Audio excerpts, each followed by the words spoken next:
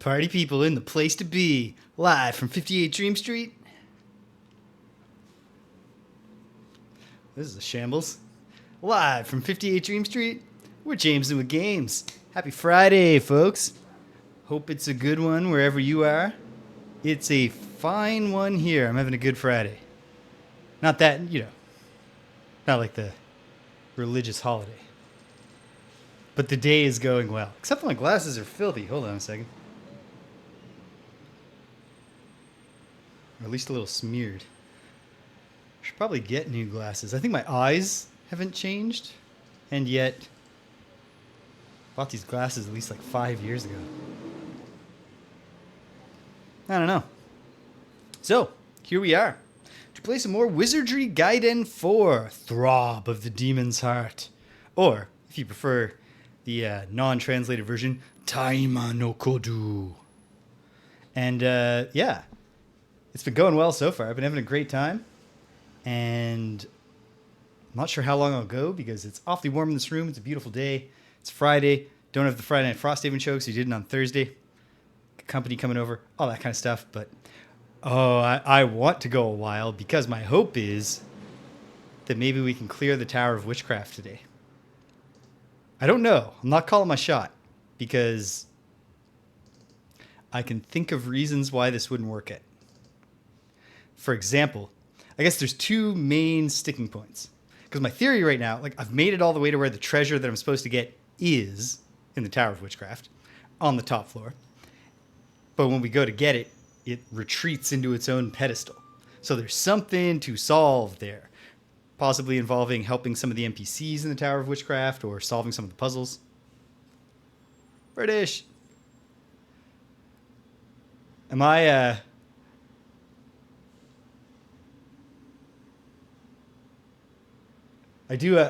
I'm not sure if you mean glare on me, although that seems quite possible, because I do have the window open. It's a beautiful day.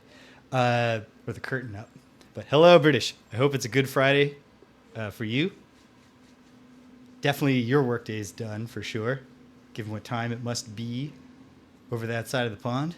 Yeah. Okay, hold on. Do I have my pencil? I have my pencil. So yeah, I think the sticking points in the Tower of Witchcraft are the two possibilities of this. One, I've discovered there is a third basement floor in the Tower of Witchcraft, but we haven't really gone to it yet. And if it's anywhere as near of a pain in the ass to map and explore as the first basement level with the boulders that you search them from one side, they chase you to one unreachable part of the map, but if you search them from the other side, they take you to a different one. If it's anything like that, well, geez, it's going to be hard to map that. The second basement level, which I've reached, but not done much with yet, seems very mapping friendly. And I have found the stairs down. So that could be one thing. I could just, get to the end of the time that I can spend today and look and see that, just didn't even finish with the basement. The other sticking point is that maybe solving these puzzles requires items and NPC interactions from the Tower of Stillness and the Tower of Spirits, which I haven't done yet. So, who knows? But it could happen. It certainly could. Let's fire it up.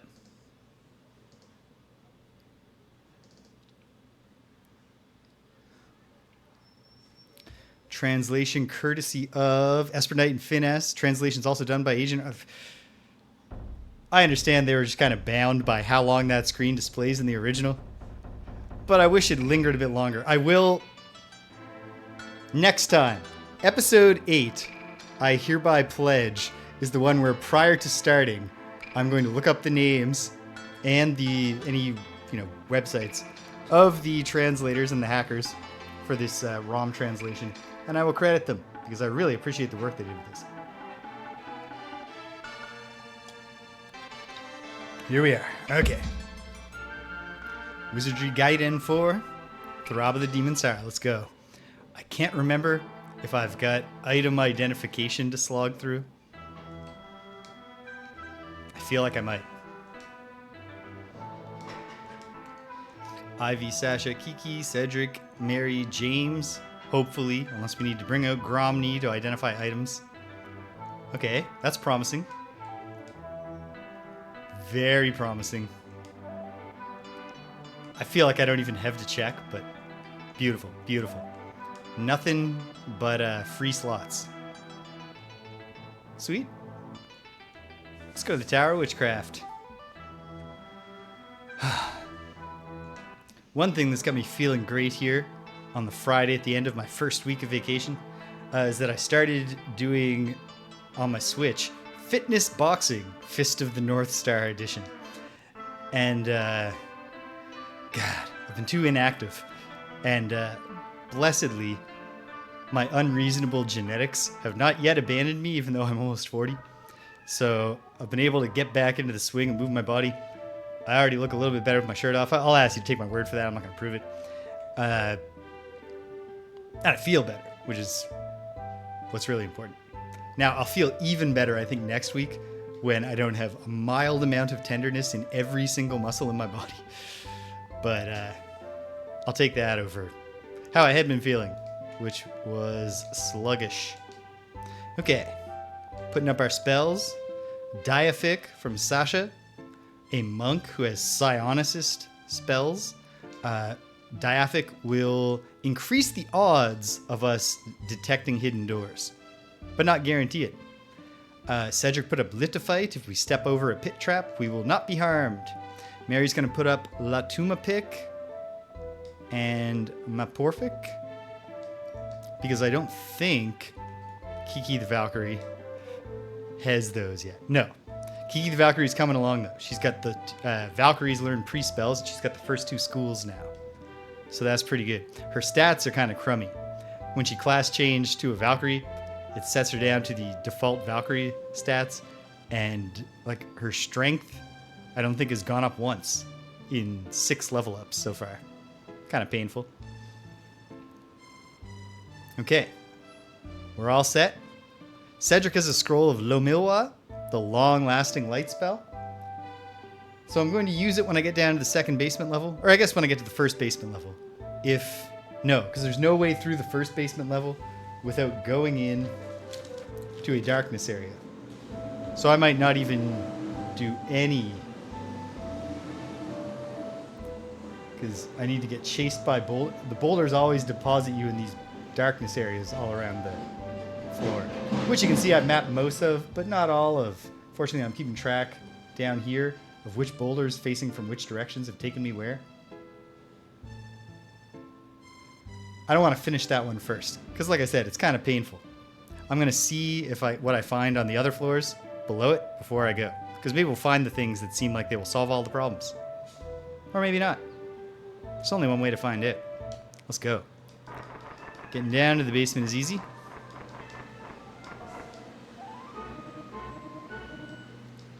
In almost every way, I think that this iteration of the classic Wizardry system is the most streaming-friendly one, because it looks great, it sounds great, and then otherwise, like, it's classic Wizardry. Classic Wizardry, like, sometimes there's some good enemy designs. The enemies at least have sprites, although their color palette is very limited. But nothing on this level. Okay. I want to go in the western. Wait. Oh no. What have I done?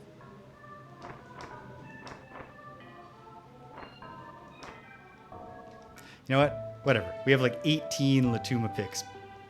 17. Or Duma picks, sorry. To show the map spell. Oh, I'm just there. I just had to turn left. Second guessing myself. The one thing that I think is missing that the DOS wizardries at least have is that the DOS wizardries briefly flash a little triangle, like an arrow without a line, in the direction that you're turning. Because obviously, if I'm just hitting these buttons, that is the one I want to go to. If I'm hitting the left and right buttons, but you're not seeing it, you're not really getting. I don't know how important it is to get a clear sense of how I'm navigating, but you're not. You're definitely not. Okay. So it should be, if I remember correctly, search this boulder here. Notice if you look carefully, I didn't notice until the flavor text straight up told me. If I turn left once, and then I can go north twice. Yeah. This is working. And then what? Search 3 from the south to get to O22. Oh, that's not where I want to go. Hold on, let me study the map a moment. The stairs down are there. So I want the one that takes me to 817. 818. B2 from the south. Okay. I know what I'm doing. Sort of. How am I going to get out of here? Thus. And then once in here, across, up, out, down, down, over, over, over. There's also these locked doors that I have not been able to open on this level. Those seem like they could be significant. So probably I'm going to have to search this floor more. But yeah, if you look at the boulders, they're not made of rock. They're made of suits of armor fused together. Okay. I was facing north, but now I want to face south. So I turned around, about face. One of the most difficult military commands for a Canadian to issue. You don't want your troops to just start booting themselves in the face.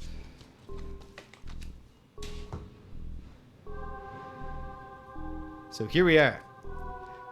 I checked out these doors down here. And then I searched one of the complexes. And blessedly, the one that I chose to search turned out to be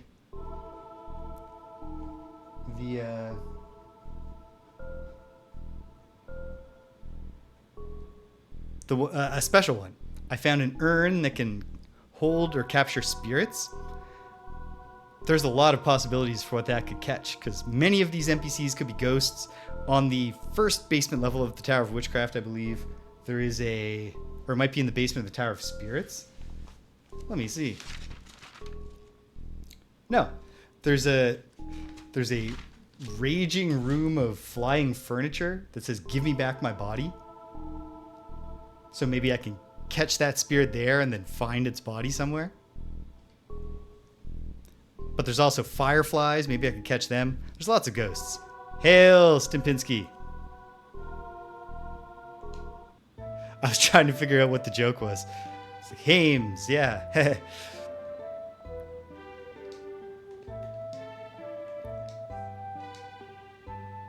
All right.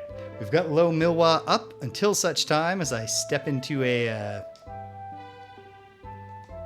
bad square, darkness square.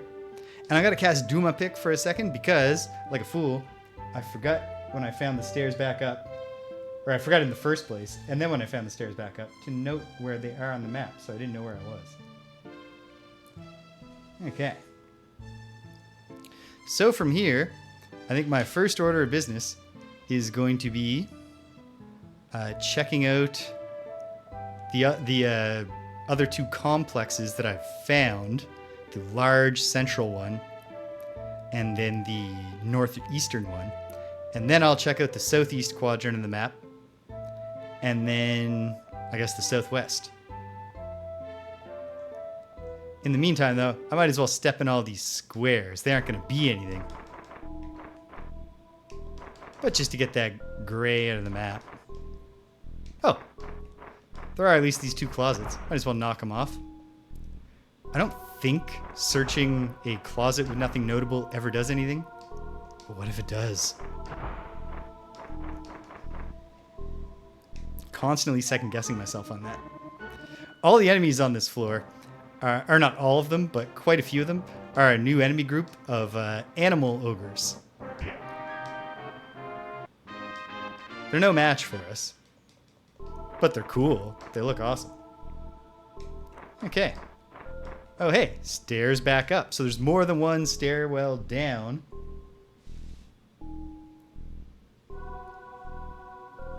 And they're not perfectly symmetrical. I'm just going to look back at the first floor for a moment. Ah, yes. A square that I have... Oh, wait, no. Okay. Yes, I have found that other downstair. Good for me. I did forget to shade in a darkness area. There we go. All right. Back to our present...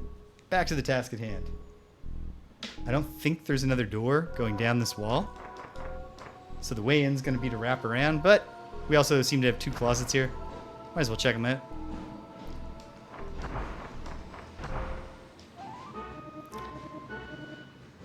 Two giant catfishes. I'm not super threatened by these. One of them died with only 13 damage, and the other one ran. An impressive feat for a giant catfish that is out of water. Not only to be alive in the first place. Poison needle. Done. We got some armor.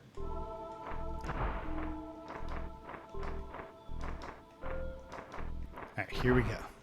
Encounter. Ogre. An ox ogre. I'm not sure if in the fullness of time we'll get the whole Chinese zodiac. There have definitely been tigers, lions, oxes, horses, and sheep. One thing I really appreciate is you do have to choose what trap you're trying to disarm from the list of traps, but it puts you on whichever one was most recently identified by one of your characters. Poison gas. It only got 3 of us, so the run is not doomed. But sirens seemed like a plausible one to have here on this level. So I didn't second guess Cedric. In DOS Wizardry, it's the same process of identify that trap and then declare that you want to disarm it and say what type you're trying to disarm, but you have to type the name of it. And I'm pretty sure, don't quote me on this, but I'm pretty sure that if you do a typo, you just set the trap off. I'm not 100% sure because I'm an excellent typist. So I've never once made a mistake.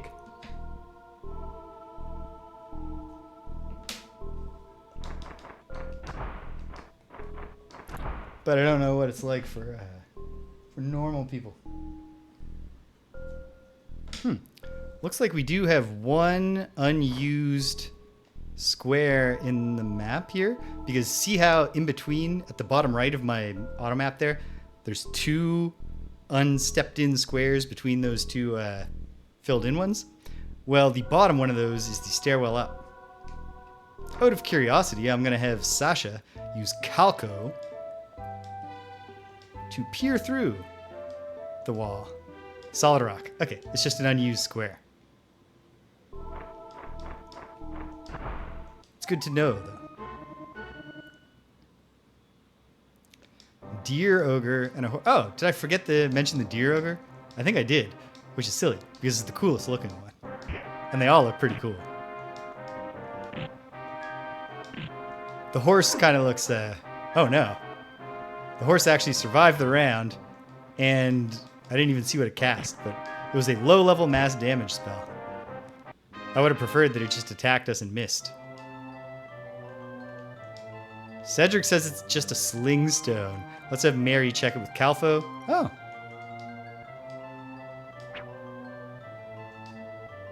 He identified it, and then it was set off. Is that because I accidentally had Mary try to set it off? Or did Cedric just screw up and get Mary hurt? I'm not sure. It's occurred to me that it may have been wise. It's too late now to be wise in this way. But to, because a lot of the areas that I'm exploring, because there are 3 different towers and they're kind of all balanced to each other. Like you can do them in any order. There's not a hard tower and an easy tower.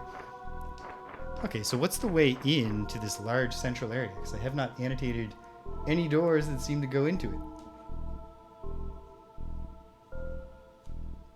It could be, and in fact, I ought to look. Well, let's look together. could it be? Let's see what I've mapped to the first floor. The stairwells generally line up. They're not literally on top of each other, because like you took one step forward, but they're pretty close. Oh ho ho.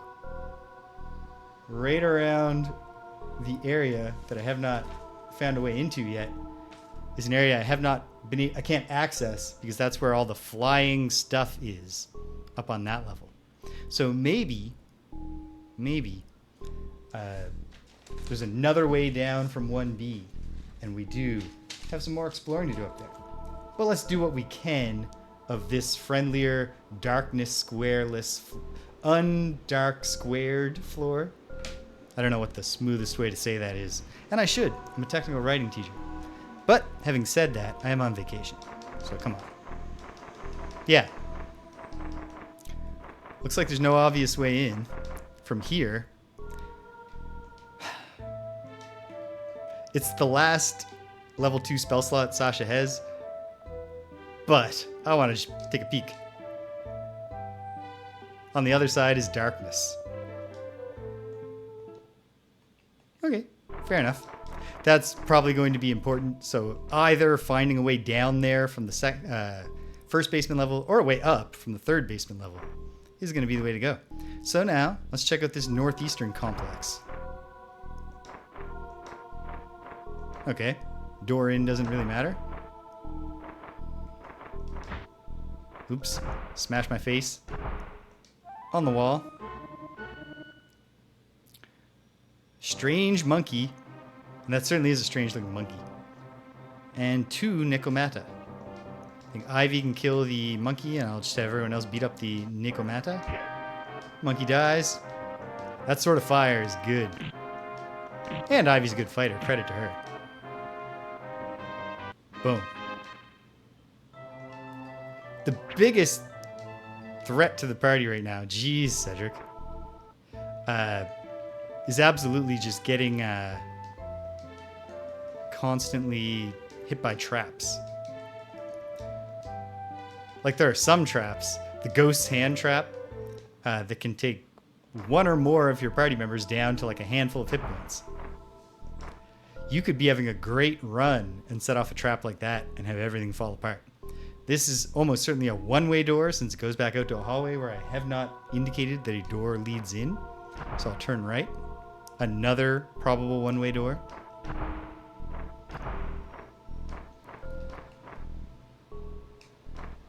And again.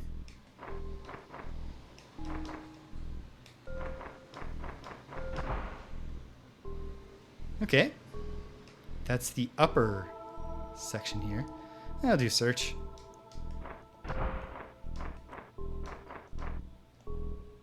Oh, but now I must exit through one of these one-way walls because the one that got me in here was a one-way wall.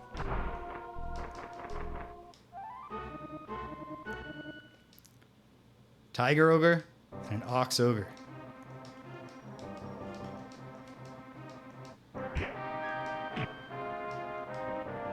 Ooh, the ox ogre gets a hit, piercing Kiki with the horn, but he missed. Tiger ogre tries to bite, but misses. I honestly feel like until we get to the almost certainly going to happen dungeon after the 3 starter dungeons, there's got to be at least one more, I think. I think then the encounters in terms of melee attacks might step up. But right now, we pretty much seem to be very difficult to hit by any enemy with their physical attacks. I do worry about the... We haven't seen it yet, but I feel like decapitation attacks, so attacks that kill you with a single hit, regardless of the amount of damage they do, probably exist in this game. Oh, come on. Don't mess this up for us, Cedric. Okay. We would absolutely be forced to retreat. Okay. So that door is a one-way door out. And this... Okay. It's just a fancy little complex. But there's nothing in it. That's cool. To the southwest, where I haven't even gone yet. See? Oh no, a darkness square. Just stepping forward. Turning left. Turning left. I'm thinking this is probably a 3x3. Step, step, ouch. Turn left, step, step, ouch.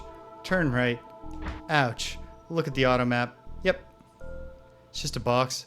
Wait a minute. Okay, no. It's just the way the game draws doors. It's like, is this a darkness box with no doors out? Absolutely seems like the kind of thing a Wizardry game would do, even though this game hasn't necessarily been heavy on outright cruelty like that.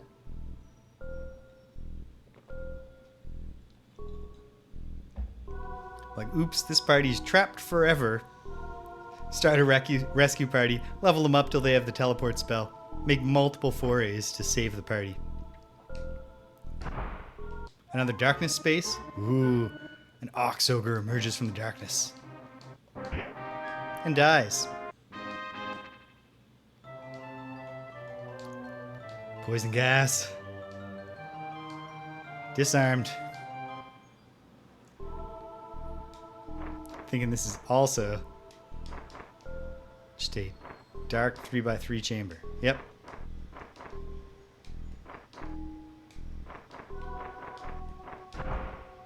And now I've reconnected to at least part of this map. So let's do a Duma pick and draw some lines on some craft paper. The thing we're really here for, come on. Okay.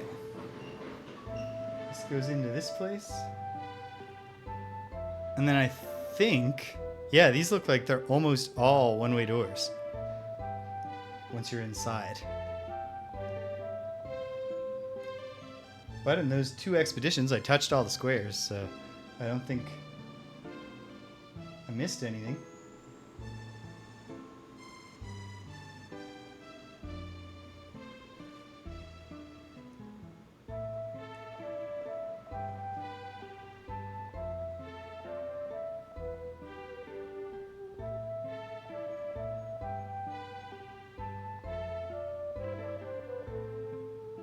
This one's just a regular door.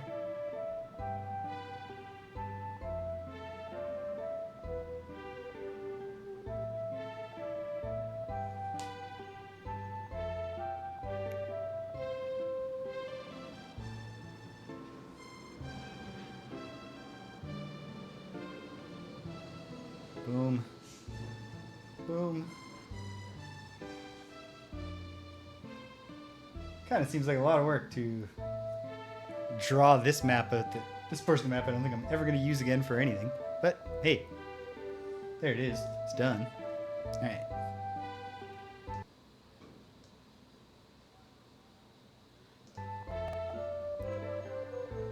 Ah, okay. So the southeastern sector here looks like there is a way for me to get into it. But okay. These 2 went into closets, and then we're going 1,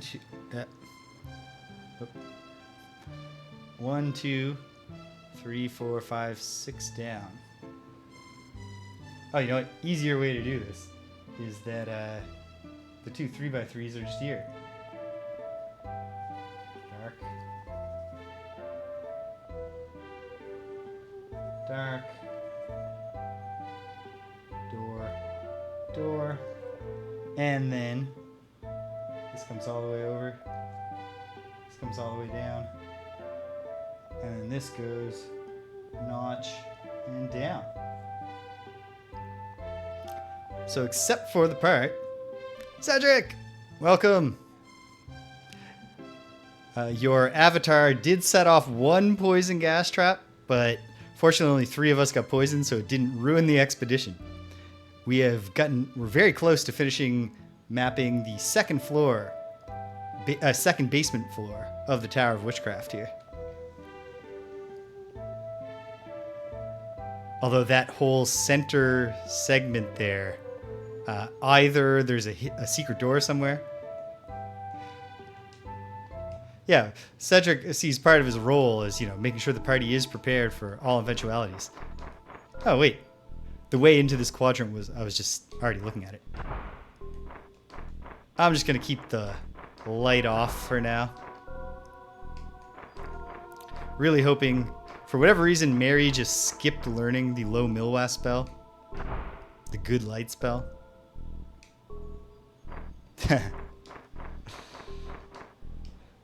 It's kind of surprising that Wizardry doesn't have a food and hunger system. I'm certainly grateful. Magic Drain. Okay. What do you think, Mary? Yep. Okay. Boom. Got it. Excellent work. You see a friendly mystic. Then we let them leave. Attacking the friendlies will change your good character's alignments to evil. And good and bad characters. Oh, were those stairs? Yes. Good. I'm glad that I've found those stairs. They're symmetrical with the other stairs, which maintains the pattern.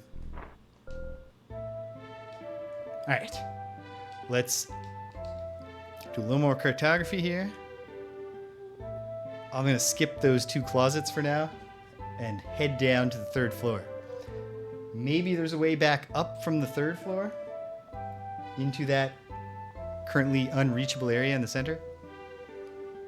Maybe there's a secret door into it. Or maybe there's a staircase up. At any rate, I'm going to try and find it. Okay, elbow piece there. This kind of door. I drew this line prematurely.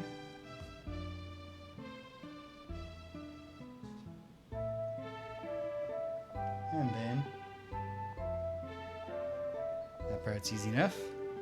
And these, even though it doesn't even, my stupid staircase annotation, I should just use the down arrow. Never looks good. But even in its poor form, I can't draw it properly without turning the book for myself. So, yeah, we have this big segment. This wall connects. I just didn't step in it like a lazy fool. Here is the other staircase up. This one, or at least this one, is definitely a dead square, solid rock. I gotta be very careful when we get teleport. Maybe this game doesn't do it. In Wizardry 1, if you get the Malor, the teleport spell, and you cast it and says, do you want to go up or down floors, and then how far east or west, and how far north or south. And if the coordinates you put in land you in solid rock, the entire party is lost forever and is irrecoverable.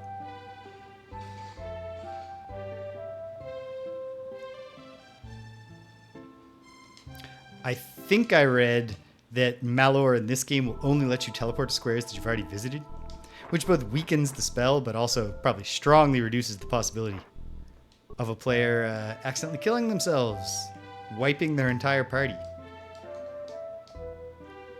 Because they said go 8 east when they meant go 4 east. Yeah. Some kind of salamander? Chimera toads, chimera lizards, and chimera snakes. Interesting. The chimera toads look like toads. The lizards look like millipedes. Oh, they're chimeras. So that's also why the toad has like praying mantis or grasshopper legs or something, and a weird tail. Neat. Well, we don't know these things. So I'm going to hope that those attacks... Oh, it's a surprise round. Great. I'm not super worried. Look at Ivy. -4 AC. She's killing it. I think Sasha is still getting benefits of AC benefits from leveling up, which only the monk gets. Chimera snakes are very clearly part fish. Or eel, maybe. Or maybe part fish, part eel.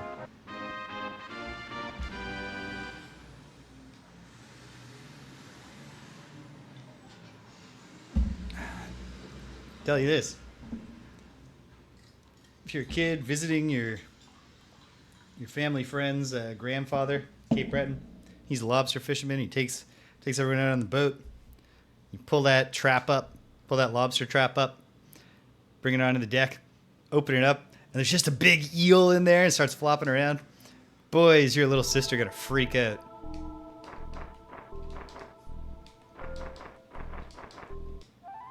At least, granted, I don't have that much data. But in the one time I've had that experience, boy, my sister did not take it great. Boom. Tiger dies. We'll assume that's some sort of evil, monstrous tiger. So, just checking in camp. We do still have, you see the spiky eye, Diathic up, which would suggest there's not a hidden door here, but I would love there to be. And there is. Exactly. So, like, yeah, there are weaknesses to the evidence, and then there are obvious strengths. Who can say? All right. Really disappointed that Diathic didn't come through there when we were standing in front of a wall that was so obviously going to have a secret door. But okay, it's fine. What's that? Oh, it's just a regular door. As tradition dictates, I'll just step in as many squares as I can before going indoors. Ooh, is that just an ogre? Oh, a Shutendoji. And a tiger ogre. Okay, let's do these attacks and just hope that that's good. 45 damage doesn't kill the thing. Missed the tiger. Ooh, strikes James with a gourd. And just straight up killed me with a single shot. And since I'm in the back row, he threw that gourd at me to kill me.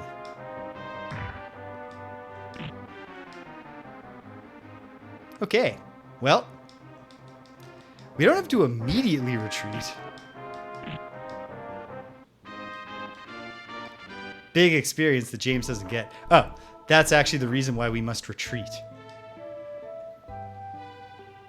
I really want James the Wizard to, sometime soon, gain the benefit of the Tilt-A-Weight spell in level 8. Yeah. What a way to go. Uh-oh. I'm still exploring new territory, it seems. Ooh, solid darkness.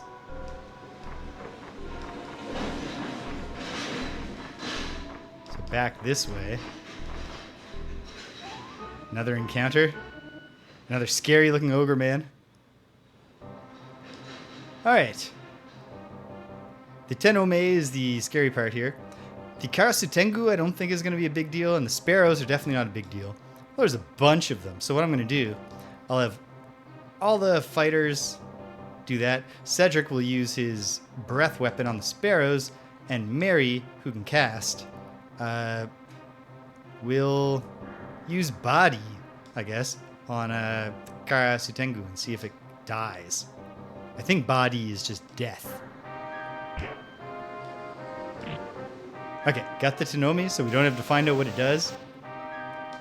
Doesn't look like it has a gourd to throw. At some point, Cedric's breath weapon became a mass damage, or an area of effect. Okay, the Karasutengu is still in it to win it, but he's not going to win it.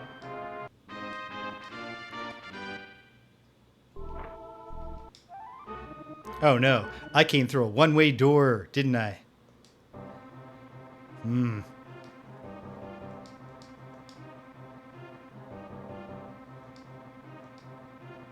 Okay.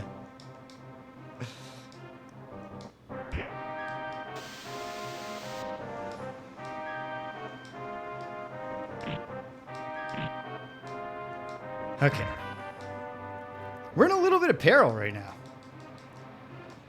which is exciting, but not so much peril that I think like, oh no, we're gonna get got. I feel like we're gonna escape, but we are gonna have to work for it, I think. It's time to map. Once we're out of here. I appreciate them keeping the cash loose. Ooh, we also have lost a... Wait a minute. Do I want to roll the dice? Does Mary have... No, she doesn't even have... Oh. Badi is not the kid. Is it? Yeah, Mahdi is like a really good heal spell. Heals everyone to full, but doesn't revive them. But the resurrect spell is just called D, I believe. However, with the passing of James, we are real short on Duma picks, which could prove challenging. So is that a one-way secret door? Is there, or can we just find it again and go back? I don't know. Okay. Let's see. Starting from the corner of 19 and 20, and 3 and 4.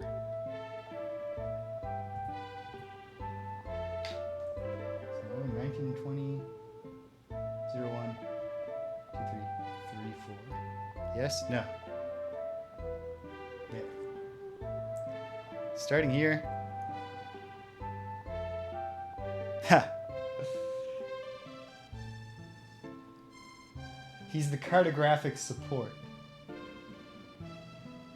He steps up once Cedric's used up all his slots. Alright. Annotate the secret door at least. And I hope when we search for it right now that we find it and then we can leave. Time will tell on that. The way back is not so hard.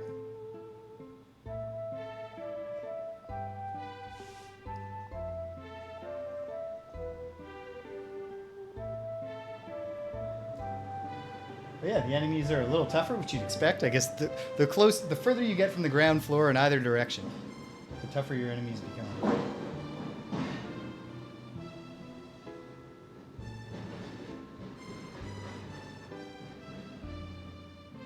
1, 2, 3, and then notch in, and then up 3 more, the door there. And then, one moment. Ah.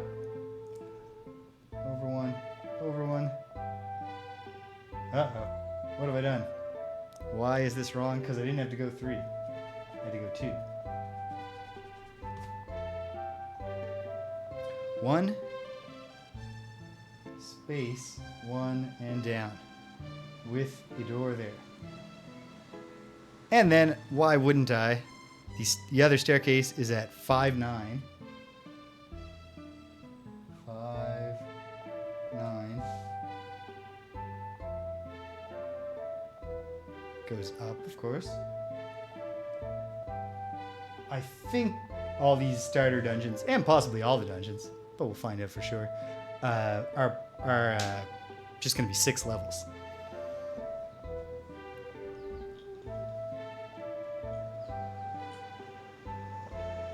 Some delicious mango iced tea. I gotta think of a better... These steins hold a lot of iced tea, but then they collect a ton of condensation in their little, like, under hole. There's like a hole or like a divot in the bottom. So then when I pick it up, it drips everywhere. Okay.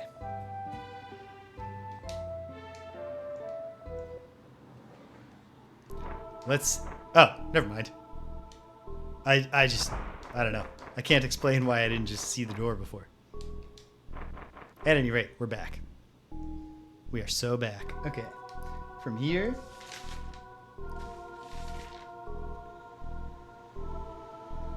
Oh yeah, that part's easy. Easy enough.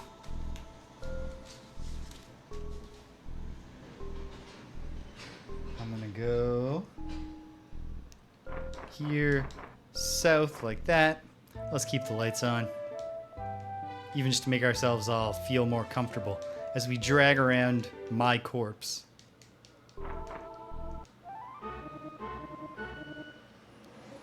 Impressive looking guy with his wild hair, the Amano Jaku.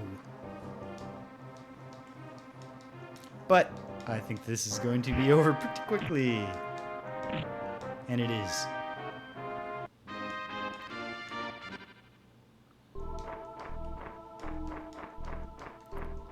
Oh, I swear. If we get back and the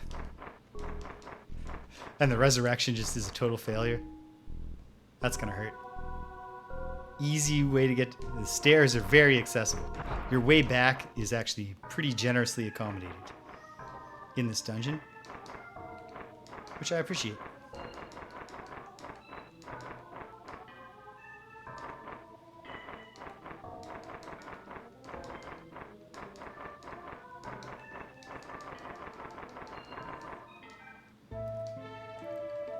I've always had terrible luck. Still don't even have the D spell, the resurrect spell, but I've always had terrible luck with it in other wizardries. Like I don't know if I've ever had it work. Just always burn my people to ash. And along similar lines, I don't think I've ever had a priest try to cast Cadorto, the spell that restores you from ash to a real person. But we'll try it at least once in this game when we get the chance, because maybe the success rates are kinder.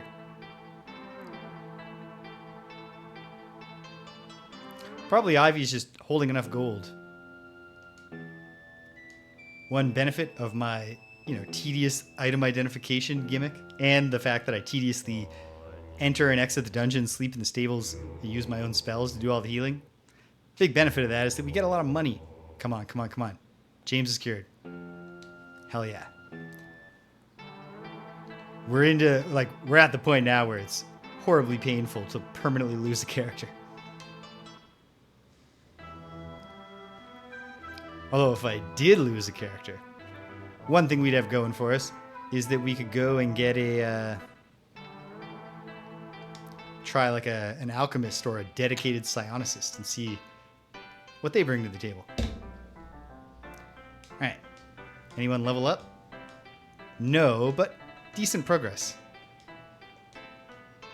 Because I think, of course, Kiki's still leveling up because she changed classes.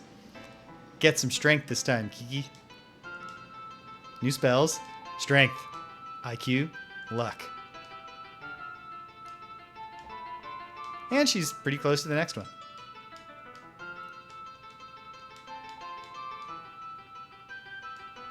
Mary's making great progress. And James fell back a bit from being dead. But not so far. Okay, let's step into the Tower of Witchcraft, heal everybody up, step back out, rest again, and then get down to business. I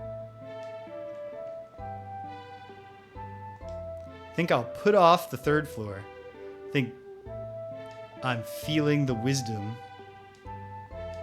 What is... Lock to Fight is the emergency, ripcord. You can only cast it once. Although you can gain it again on further level ups. But it's the teleport home instantly spell. Very valuable. Although, because of the forget it immediately on use. You gotta pick your moments. And it's, dicey because, the party's being devastated. The priest needs to have not been killed for that to be a ripcord you can pull. Okay, we're all healed up. Let's see what Kiki added to her spellbook. 3 level 3 slots, and she got the low Milwa spell. Heck yeah. Okay, very good. And she has Dialco, which is also useful. I think I'll continue to have Mary put up the Latuma. Actually, it's immaterial who puts Latuma pickup, because otherwise the major level 3 spells are low Milwa and Dialco. And Dialco, it can't go better or worse based on your spellcasting ability. It just cures paralysis. Okay. Home we go. Mary and Mary alone must sleep in the stables. And here we go. Finish off the first basement level and see if we find a way into that portion of the second level. And then we'll resume the third level. How am I for time? Oh, I have no time limitations beyond my own hunger.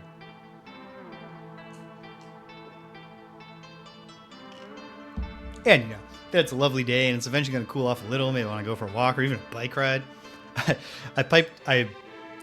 I'm so ready. I pumped up my back tire, but I didn't have my key to my lock, so I couldn't take the bike out of the rack and pump up the front tire, but I'm halfway there. Okay. Here we go.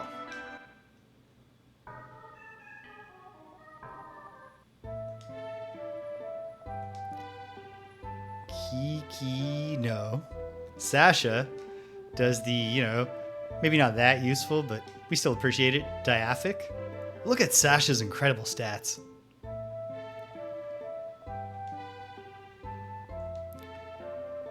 I really like the monk and I want to get more psionicist spells, so I'm not going to class change her, but she must be eligible for some other prestige classes.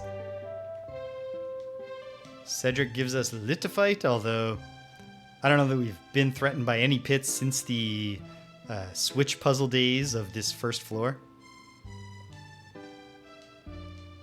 And Mary gives us Latumapic and Morphic. And we're good to go until we get down to the dark areas. And we won't do low Milwa right away because the process of mapping that first basement level is a process of being constantly put upon by boulders that chase you around. I'm going to go to, even though I need to do the east stairwell, I think, to get most of the boulder possibilities that I haven't done yet. I'm going to this one first, and we'll just use Milwa, the short-term light spell. I'm doing this one first because I specifically want to find out, before I go anywhere new, I want to get back to this sea where the furniture is flying around and a voice says, "Give me back my body," and see if having that magic urn, which I've identified it, right?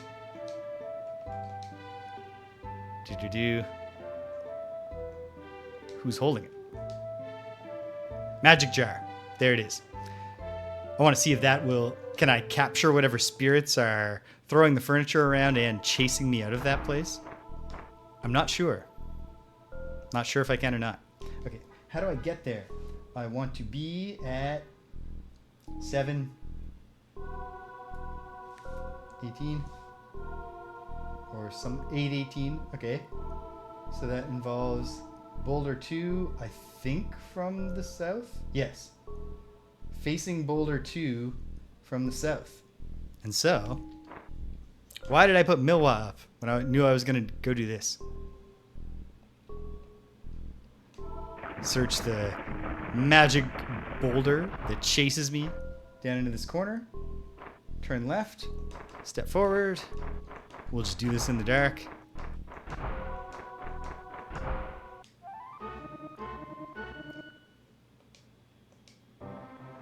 Oh man. 6 hardened warriors come across a single poet who they catch unaware.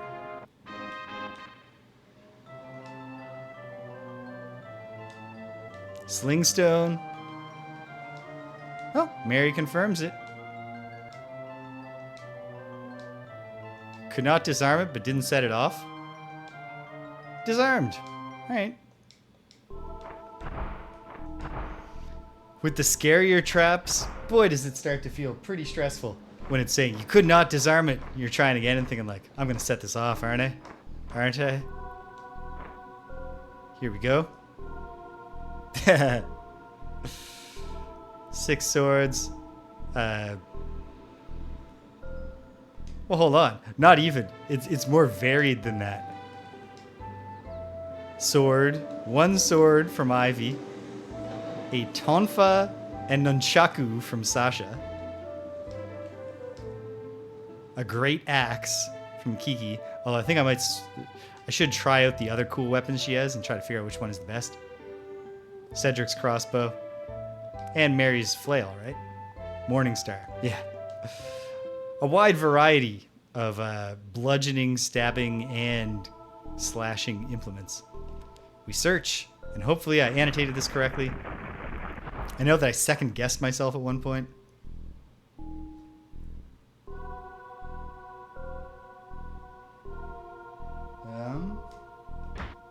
Whoops.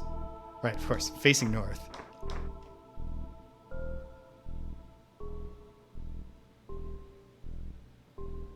Oh no, it has nothing to do with me second guessing myself.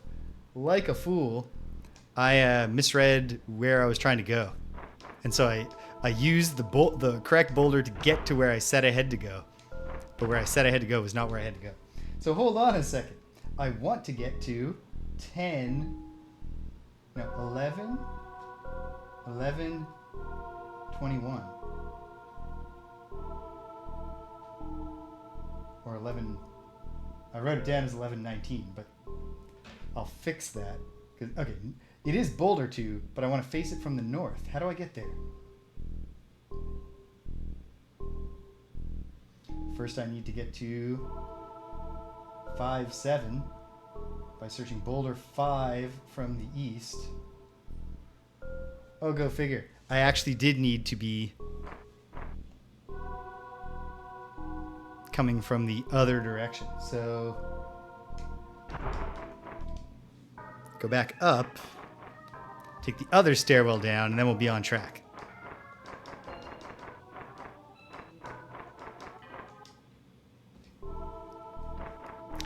Imagine what it's going to be like if this game starts throwing real navigation puzzles at us. Enormous darkness zones and spinners. I mean, the Duma Pick spell goes a long way towards... The way they did Duma Pick in this game goes a long way towards ameliorating how frustrating that could be.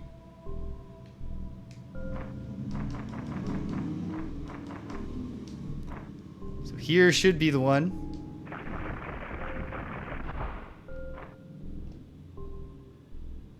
Yep. I wanted to be there. Why did I want to be there? Because then I need to search... Oh, because I want to do Boulder 2 from the north. And I see the way. I want to do an about face, a boot face, and then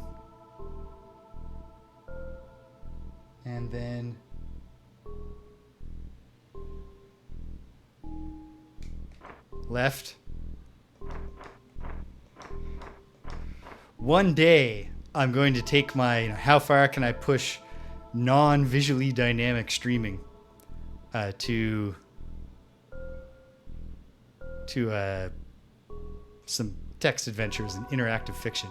And obviously I should try Zork. Although, oh man. I don't know if it's from reading, but I know I played Zork a bit when I was a kid. Do not believe I did much. Yeah, through here, down here, through here, step, and one step should get me to the boulder, which if I search, takes me to the place I was trying to get. And I'm already facing the right direction. Alright, moment of truth. All we do is step in and find out. When you enter the room, the objects on the ground take flight and begin drifting about. Instead of searching, whoops, which causes them to chase me away, I'm going to, oh, you know what? First I'll try using the jar, and then I'm going to see if I can just walk past them, which I don't think I've tried.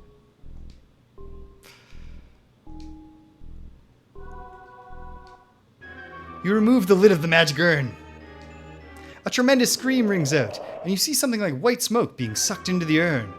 Quickly, you slam the lid down, and with that, all the objects in the air fall to the ground with an ear-splitting crash. If only you could beat the kitchen boss, the dining room boss, and Splatterhouse 2 that easily, or Splatterhouse 1 that easily. Okay, so I bet the magic jar is now a mystery. Yep. So we're gonna have to identify it before we can use it.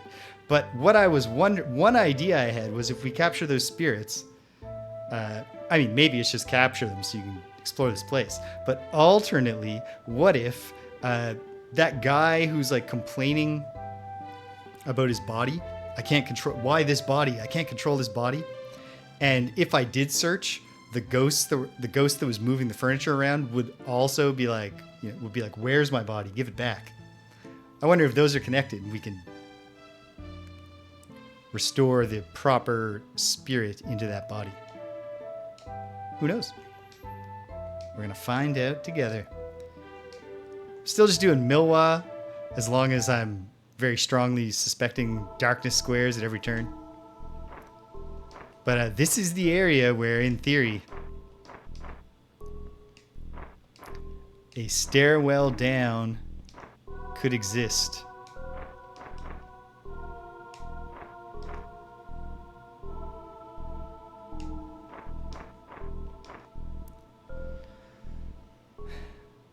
The big concern, of course, is that you do not want to mess up and get taken out of this area. I need to, like, worm my way back. Ah, mud spider easily defeated, although, yes, does look freaky. I think the only human head on a spider body that isn't that freaky is Patches in Bloodborne, and that's only because it's Patches. So, like, when you see him, it's freaky. Then when you talk to him and realize it's Patches, you're like, oh, Patches, you turd.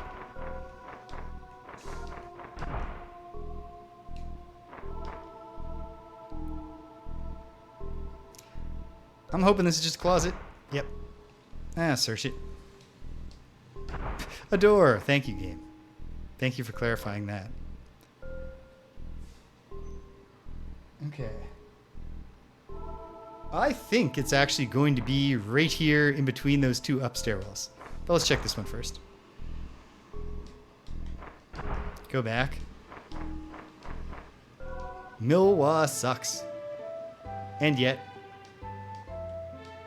it sucks even more to use up one of your low Milwa slots and then immediately step into a darkness square, and this floor is rampant with them. Okay. I'm not going to try these ones yet, because this one feels like the better bet to me. Let's try it. No, never mind. It's nothing. And I'm fairly confident that this is just a dead square, but let's have Sasha confirm that with the Calco spell. Hope Sasha gets more level 2 slots next time she levels up. Solid rock. Very nice. Okay. Well then, let's just keep trying them.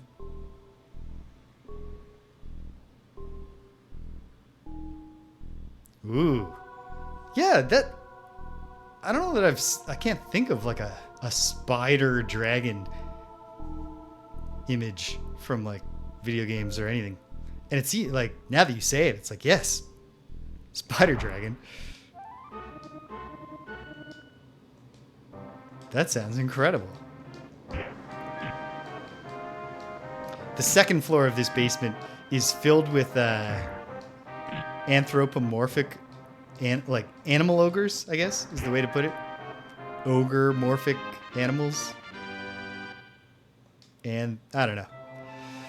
But it's like horse ogre, tiger ogre, and sheep ogre. Cobra's Curse. That sounds scary. But is it what it is, Mary? No. Cedric was overthinking it. One of these times, Cedric's going to say it's one thing. The Calfo spell will say it's another thing. But the Calfo spell actually has a 95% success rate. And it'll turn out that Cedric was right and we'll set off a rainbow ray or something. So this is the only door left untouched.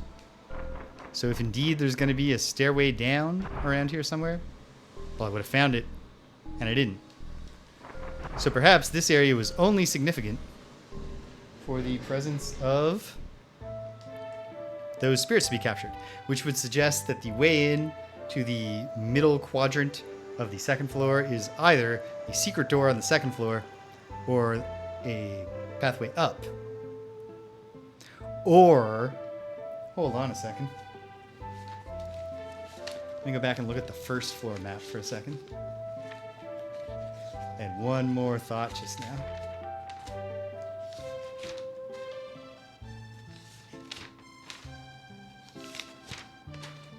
Here we go.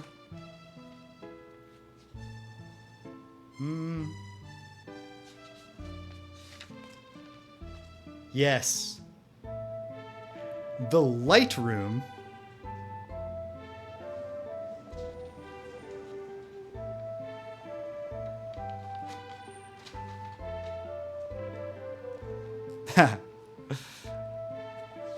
Indeed. Indeed it would. Although certainly, before the Common Era humans did love to take, one creature they were aware of and another creature they were aware of and be like, what if they were mashed together? What if a lion had a human face? Oh yeah? Well, what if a lion had an eagle face? Hold on. What if the lion had wings, but also a scorpion tail?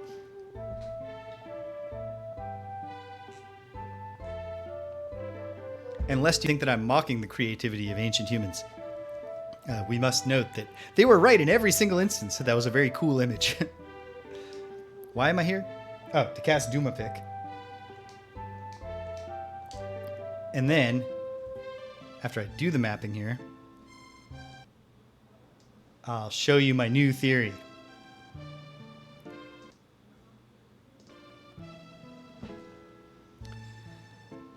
Okay, so this... Whoops, not even looking at the right floor. Oh, my new theory does involve the second floor. Okay, so that closes off. Closet. There's a 1x2 down here. 2 closets. And I'll just put an X here to indicate that I know this is solid rock. Or I should have stuck with the X.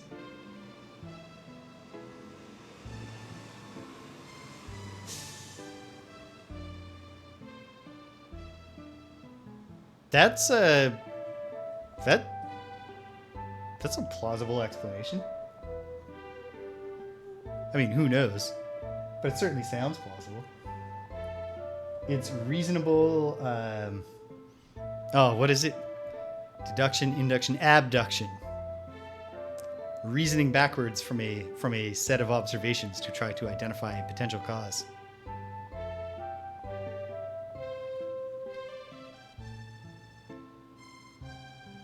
Okay, so here's the thing that I've discovered.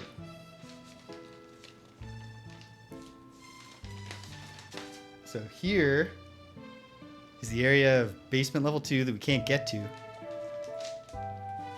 Here is the location on the first floor of the Tower of Witchcraft of the room with 3 orbs that each take a key card from a presumably different color. I've only had 1 key card. I put it in. One of the orbs turned red.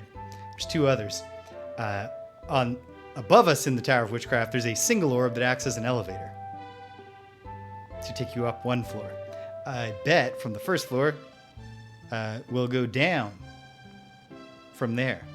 So that makes me feel like maybe the essential final discovery is here to crack this whole thing wide open. But who knows? It could just turn out to be a stairway up from the 3rd level. Okay, cool. Get back to my 1B map. My maps are disorganized now because I made the faulty assumption, having previously in a different play attempt, done only the Tower of Stillness without touching the other ones.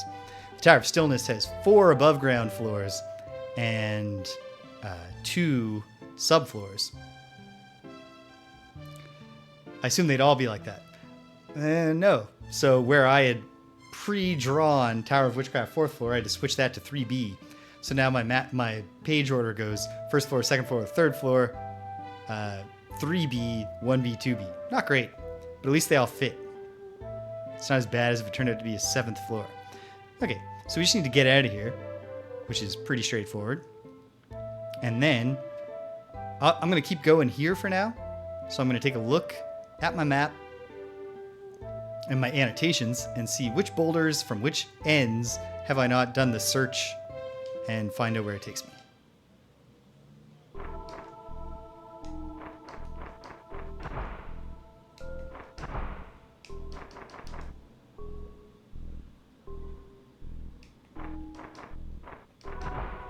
Okay.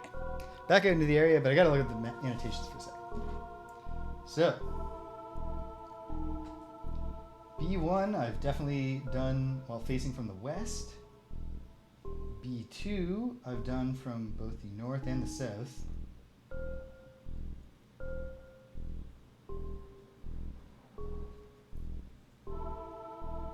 B2, B3, B4. I've done B4, whichever one I called B4, once. Probably from the south.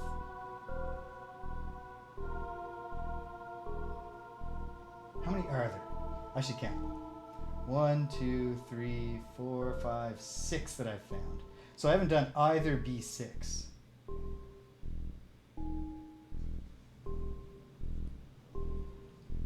I could have planned this out much better. My annotations are messy as hell down here.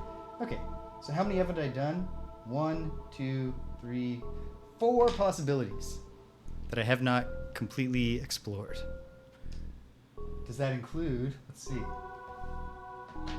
Well, I haven't done any B6, and B6 is directly accessible to me from where I'm standing pretty easily. I'm facing south, I think. So, yep.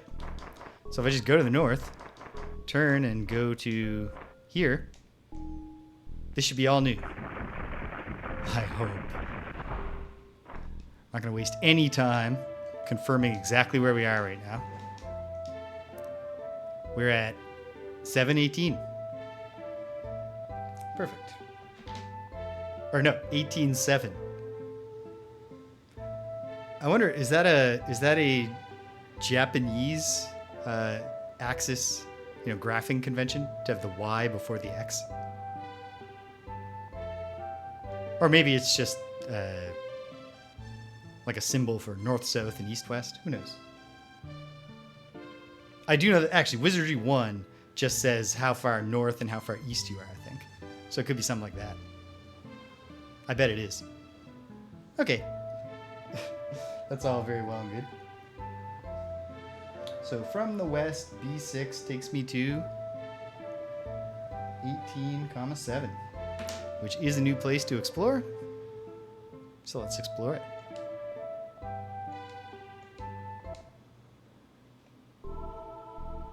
We're facing east, so bonk, bonk.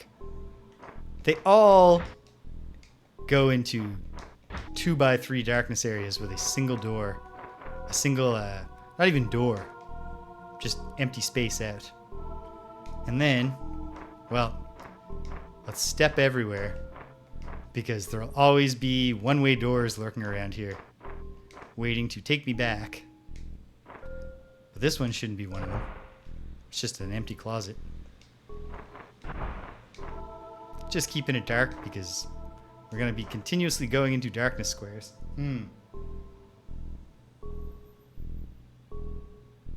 I should draw some of this in. Hold on. 17, no, 18, 0, 1, 2, 3, 4, 5, 6, 7. The door in front of me does not augur promisingly. I think that will probably take me back via a one-way door.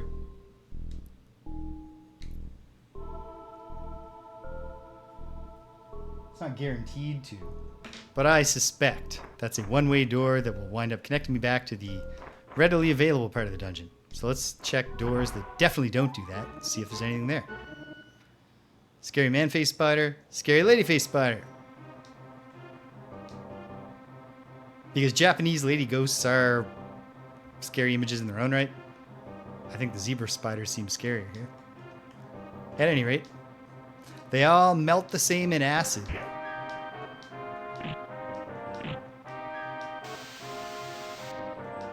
See?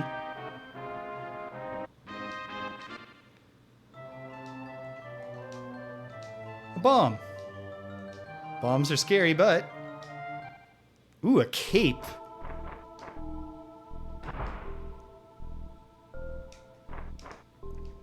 You cannot go wrong if you have an insect problem.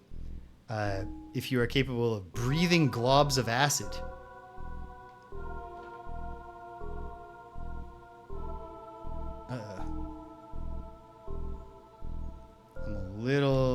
mixed up here.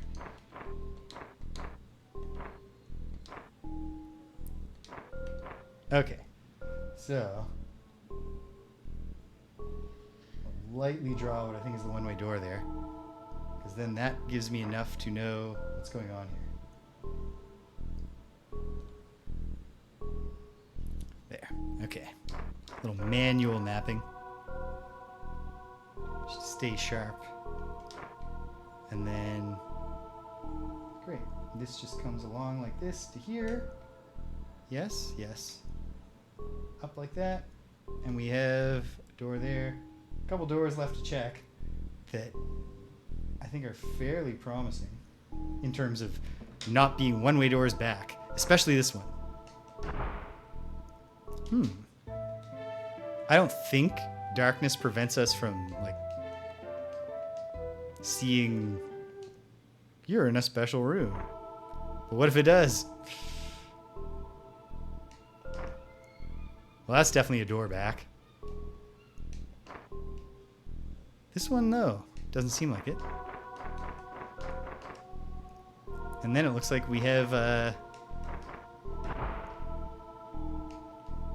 we'll have done this little area, which seems to be empty. Although there's still also the possibility that the real benefit here is maybe when we rejoin society, so to speak, it'll be easier to access. I guess I'm going to do this one, though. Oh, it's a real door.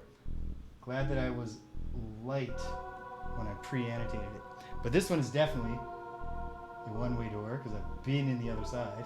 So that's the way back just to get to the east of Boulder 1. I have not searched Boulder 1 from the east. All right, fine. That seems weird. Okay. Perhaps it never occurred.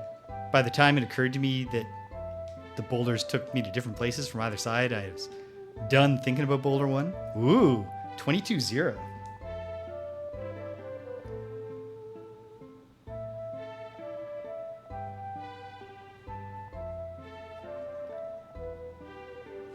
So, did one darkness square automatically there. Presumably, if I turn about face, there, I'm right in the corner. And there's the way out. Great. All right.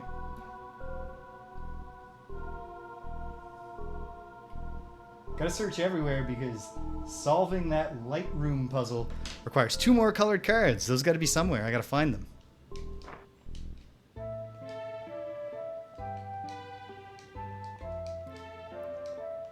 Running out of Milwa, but that's fine. Because at some point, we'll just be going to the lower levels. That seem to be less fraught with darkness squares, except in the special area that I'm trying to get to. Since I peeked through the wall there with the lovely Calco spell.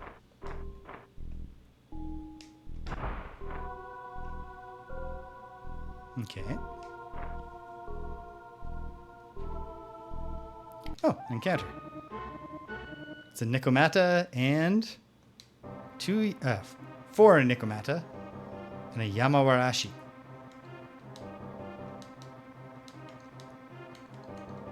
Not terribly concerned. What a powerful area attack. The like enhanced breath weapon as your Dracons get more and more powerful.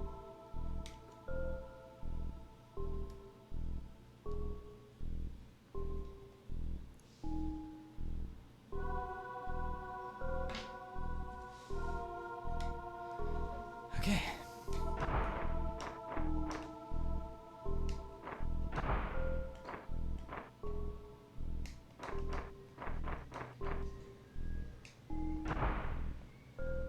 This seems significant. Oh, wait, no. The lights didn't go out. That's not what's going on here. Ooh. Always fascinated by a single closet with doors from all sides. Always feels like it could be something. Let's put up another Milwa. Here, Mary. Stretch your Milwa muscles a little. Is it anything? Well, there's a door. And then, who knows? I'm a little disoriented, actually. Let's doom a pick.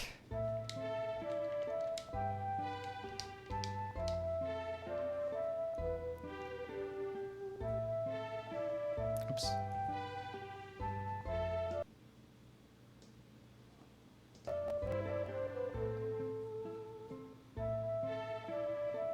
Okay. So,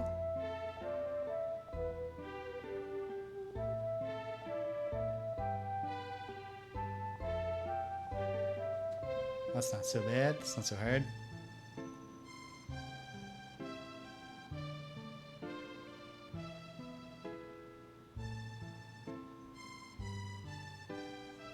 And then, door there. Comes into here, where we have this fancy, but also apparently insignificant super closet. And then, if I go up here, I might be in a new little spot, or I might have gone through a one-way door and have another one-way door that will return me to where I was. But if that happens, I'm very close to just using Boulder 1 from the east again. So that's fine. See what happens.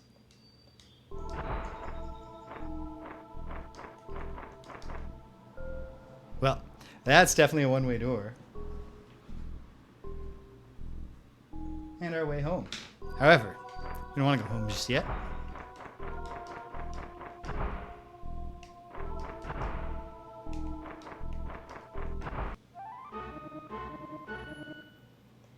Surprise, the two vicars.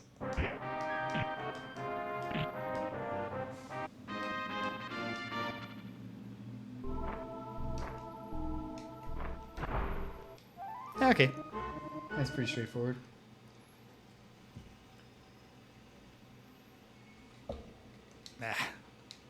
Finish the map in a sec when I can look at the auto map. 3 illusionists, 3 shamans. Alright. Ivy and Sasha do the illusionists. The rest of you attack the shamans. I think this will be fine. Shamans dissolved. Boom. A massacre. 800 experience, though. Trapless. Oh. Good stuff. Okay, what's the inventory situation? Just gotta make sure we still have empty slots. Because I'm, pushing to find quest items right now.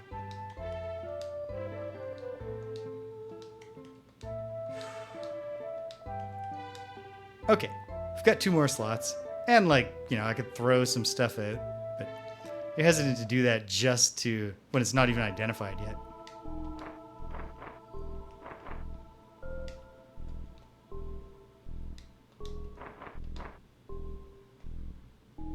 Okay, so from there, just 1 by 2, or 2 by 1 into a 1 by 2. All right. We're converging on a complete map here.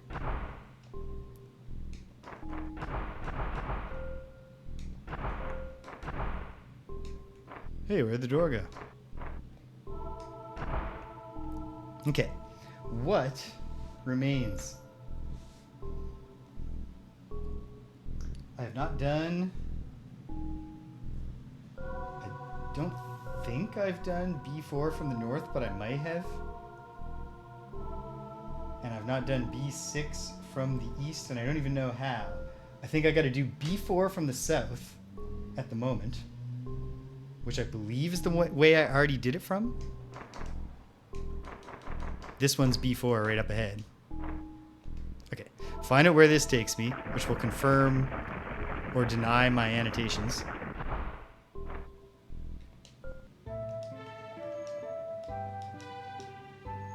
Yes. So, B4 from the south. So what remains is north B4 and east B6. So this area I bumbled out of by mistake without fully exploring last time. Which is why the mapping cuts off there.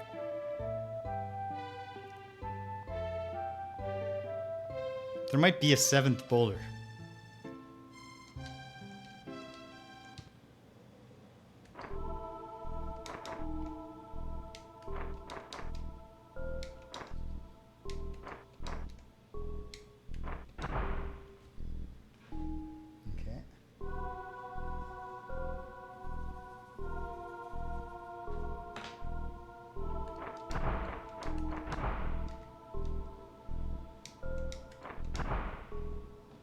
Kind of what I figured was there.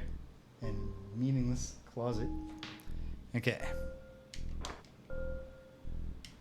And then more.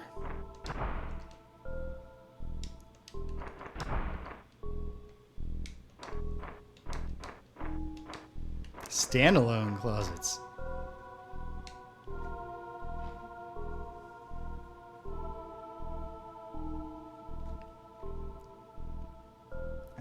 So,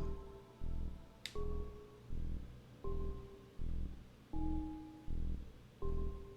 think I've got that. That feels right.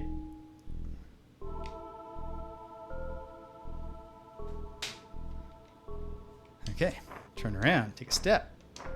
Head south. South. To here. What's this?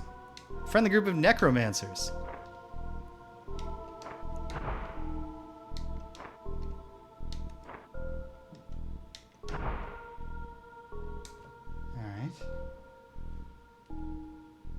Little discombobulated here. No, wait. No, I'm not. This is what I thought it was, which means this is that, and that. And that's over. And just gotta verify, remind myself, yep, the door was right at the edge. The edge. Encounter with Nikomata and Yamawarashi. Not an uncommon encounter. 3 lead attackers take the Yamawarashi. Cedric and Mary try to clean up the Nikomata, and we'll see what happens. Nah, Mary's just chilling. Boom. Sasha got the job done with her 2 weapons. Poison gas. Save us, Cedric. Hell yeah. Okay, we're fully encumbered now. Hold on. What do I have? Oh, I never used that scroll of Low Milwa, did I? No, I did. And it was great. Do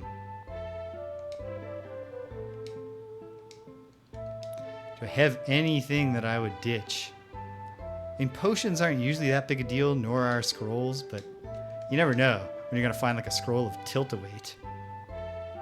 I don't even know what Nollis is as a spell. Come on. There's got to be one thing that I feel comfortable ditching. You know what? I'm never going to have a samurai. At this rate. Throw out that katana.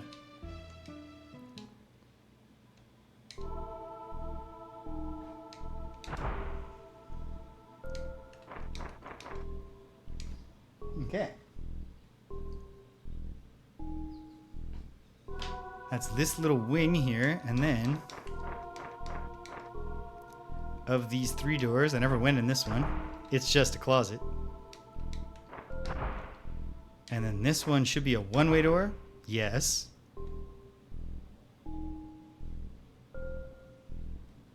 So let me, like, if I face this way, there's the north-facing view of Boulder 4, which I haven't touched yet. But first, doors that I did not do for bumbling on home through the one-way door. Mud spiders, zebra spiders. Not super concerned here.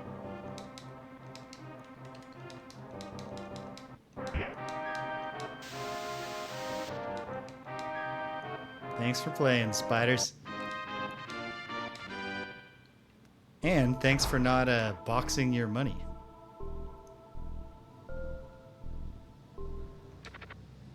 Oh, these are the two locked doors.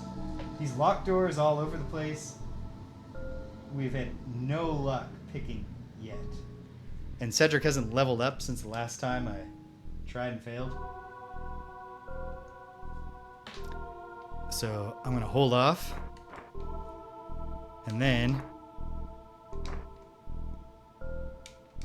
Ah, no. Okay, so I don't think there's a seventh boulder, and I think I already did do this one, do B4 from the north. But did I? It's going to take me a moment. Bear with me while I take a look at my map. All right. So... Okay, that one's taken care of. 8, 18, yeah. 0, 22, yeah. 23, 22. Yeah. 5, 7, yeah. 18, 7, yeah. 22, 0, yep. 11, 21, 10, 3, and then 15, 18. So, North B4 must go to the one darkness area that I don't have noted here, which is 12, 3. So, East B6 is the only one I haven't done. And wouldn't you know it, B6 is right here. We're approaching it from the east. It's all coming together. I'm gonna get this accursed floor done. But I'll go in the doors first, of course. Because there's 2 large unexplored portions of this map left. And if I've only not searched one boulder configuration, there's only one more that I'll just be taken to as a treat.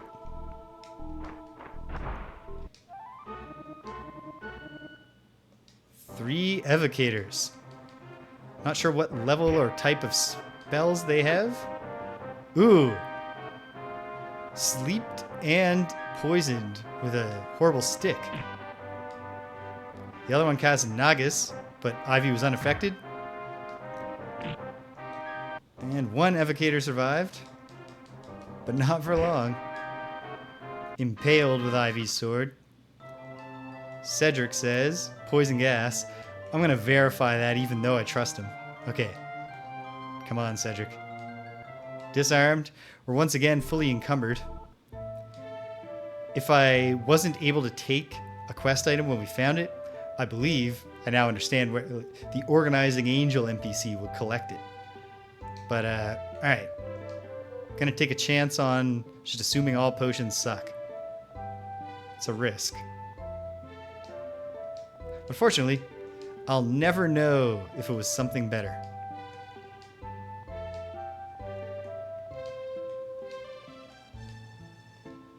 Maybe you're gonna throw a... Ooh, I don't want to do dial, though. But I want to get Sasha's hit points up a little. There, that's enough. Rolled an 8 on a Dios roll. Okay, so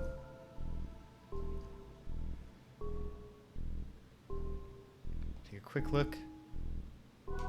Wait, gotta go back this way to take said look. Okay, yeah, exactly what I thought. 1, 2, 3. Door there, door there. It's coming down. All right.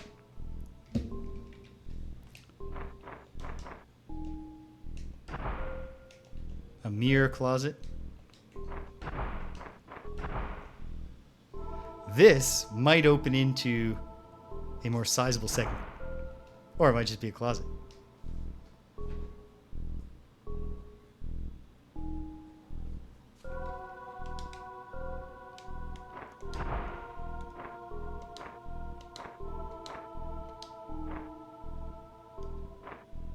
Oh, very tricky. I had to turn to see that door, which is probably just going to go into a simple room with nothing in it. And indeed it does. Okay, perfect.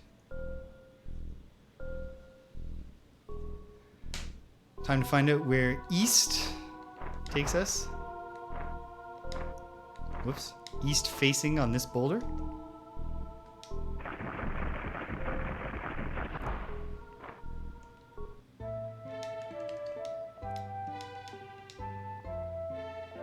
Into this one. So, is this in fact... Did I just not step into a totally available area? If so, I know how to do it. Because this is the boulder that gets me to there. So, I'll investigate that soon, once I've done this area. I bet I can take one step to the west here. And then hit a wall. Sasha. Cast Calco for a second. Our last Calco, but solid rock. Kind of suspected as much, but it's good to have it confirmed. So, here we are. Solid rock. And then the darkness area. Presumably has a north exit. Yep. Very nice.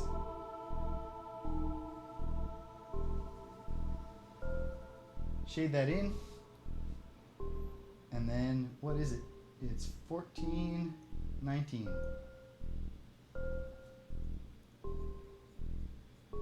Okay, we are almost done with this very frustrating to map floor.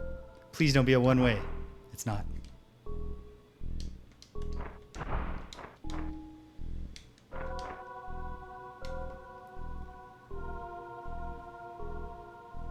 This is almost certainly a mirror closet. Quick encounter. Sorcerers and illusionists. Okay. The sorcerer is the bigger concern.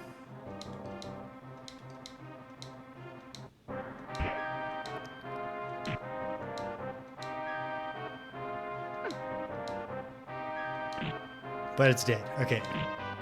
I'm not sure what level of spellcasting the sorcerers have, but spellcasting enemies are the biggest threat right now. Trapless? Mary? Alright. Mary takes the ring. We're encumbered again. This is painful.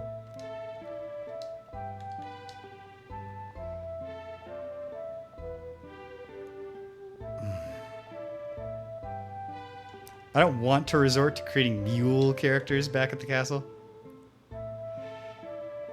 Scrolls are... You know what? I don't know what Nolus is, and I'm just not going to worry about it. Drop the scroll of Nolus. Probably I could just drop the dagger slice. Not that important, but I don't know. I don't know.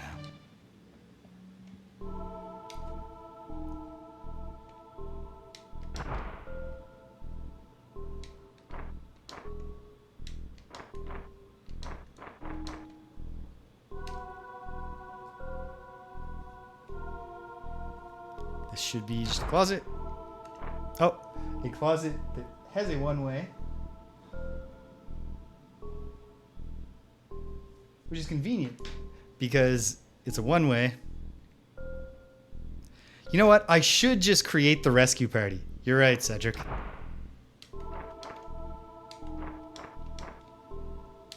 Or at least I'll start to create the rescue party. Maybe create one or two new characters when I go back. And they can hold on to stuff for us.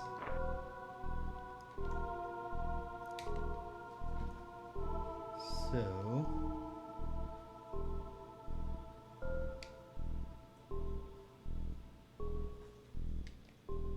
Oh, we're so close to filling this in.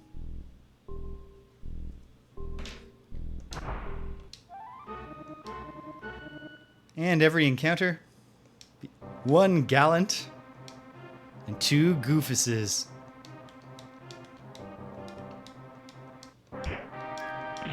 Boom, physician's dead. Gallant swung his tomahawk. Wasn't expecting a tomahawk based on the graphic, but okay.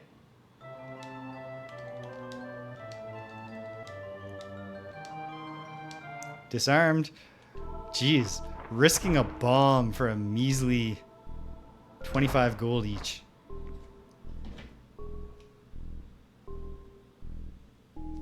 This might also be a way back, which would be kind of frustrating. It's otherwise just a closet. It is just a closet. Great.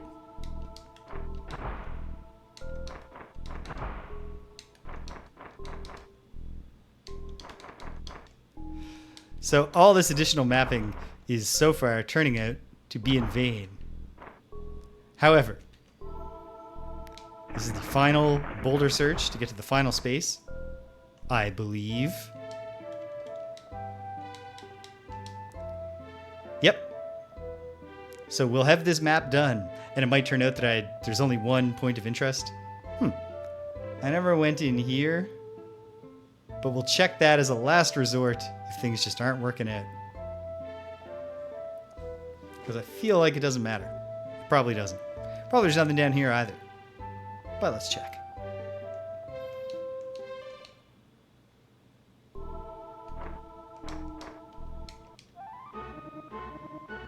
And then we're still in pretty good shape because we have all of James's casts of Doom-a-Pick. As long as he doesn't get gourded, we should be safe to go back down and explore some more. On the 3rd floor. And if at the end of that we don't have any cards, any more cards, or any other new quest items, well, I just don't know.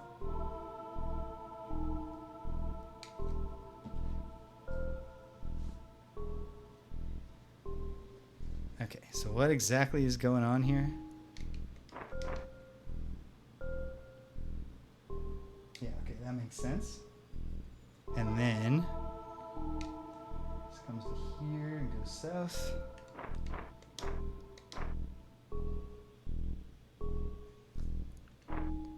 And if I turn like that, in doors on either side.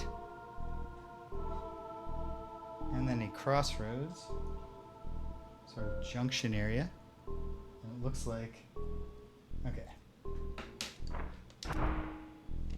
Might as well search them, but I don't think searching is going to reveal anything. I certainly hope that searching isn't like less successful if you don't have light. But I don't think. I think it's literally just your visibility that light affects.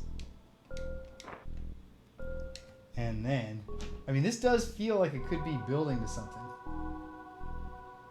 There's no law that says it has to. Let's do the wings first. I'm betting on closets. Yep. The layout, like, this is the kind of layout that feels like it might be something.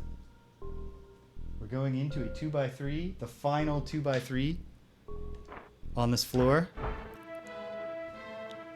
You see 2 decorative suits of iron armor, flanking a chair large enough to be a throne. Sitting in that chair, cross-legged, garbed in an iron suit of its own, is a red Dracon. Hey, we got a Dracon friend. Maybe we can all be buds.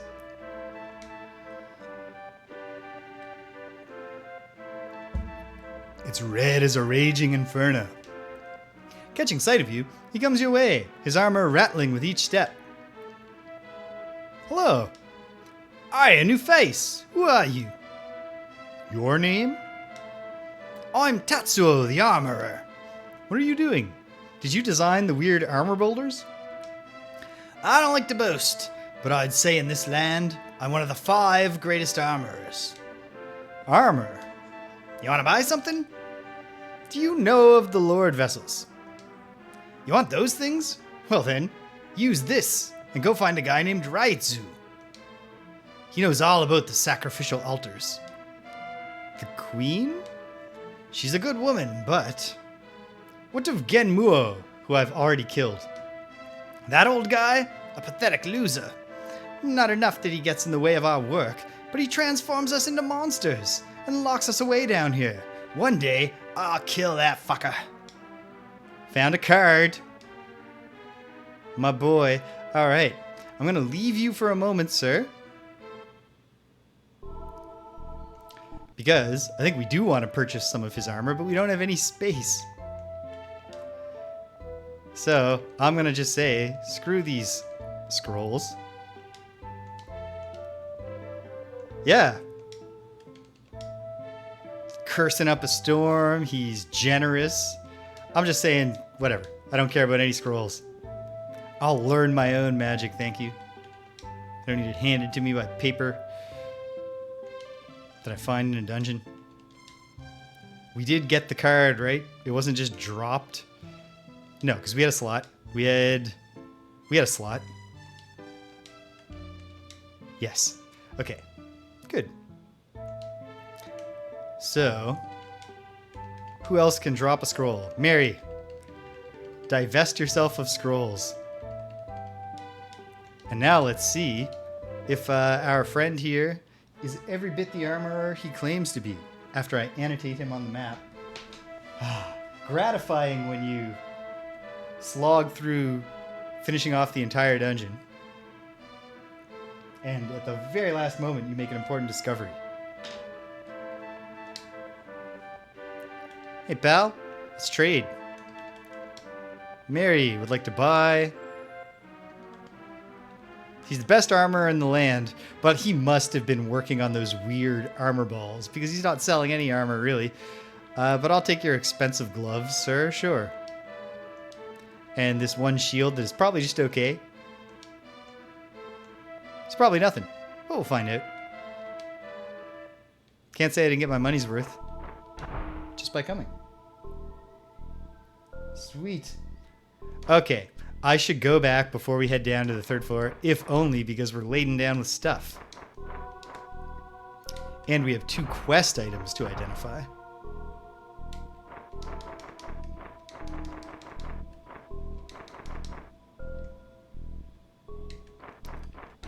How's that for navigating in the dark? Well, I was doing better in the dark. Blinded by the lights, and I just conked my head right into the first wall.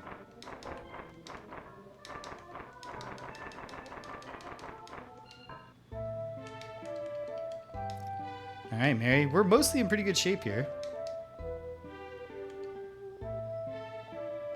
And when I say that, I mean we're using 2 Mahdi to heal a total of like 13 hit points.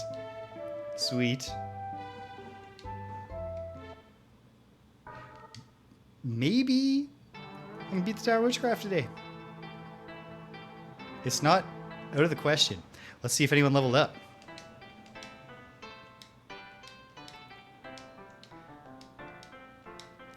Probably only Kiki, if anyone. Not even Kiki. Well, fortunately, there's some tough enemies down on level 3.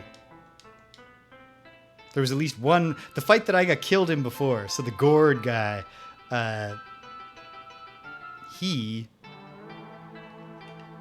very much a smashable dude who gives 2,000. Or the party he was in gave 2,000. Okay. Who can I kick out? Ah, there. Perfect. Ivy will pass off the armor to Sasha.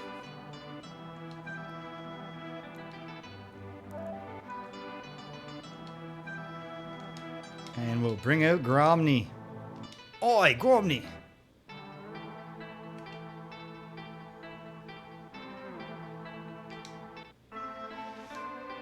I honestly might be nearing the point where it's time to just say, we have so much friggin' money. And it's still only like, even with James being a pretty high level mage, it only cost like 2,500 to try to resurrect him. Maybe it's time to start paying for our identification. Say, thank you for your service, Gromny. It's so hard to consent to paying for things, though, when you can gimmick them for free.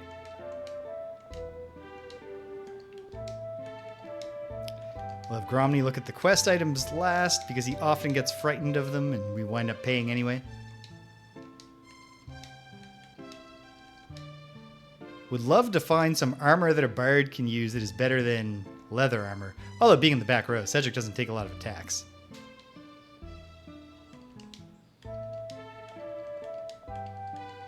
Armor. Leather of Ruin. That's cursed. A cuirass. That sounds like something that maybe is an upgraded leather armor. We'll find out. Staff of Air. Another one. A blank shield. Plate of the Warrior. Which we don't... I think it's the samurai that needs to equip that.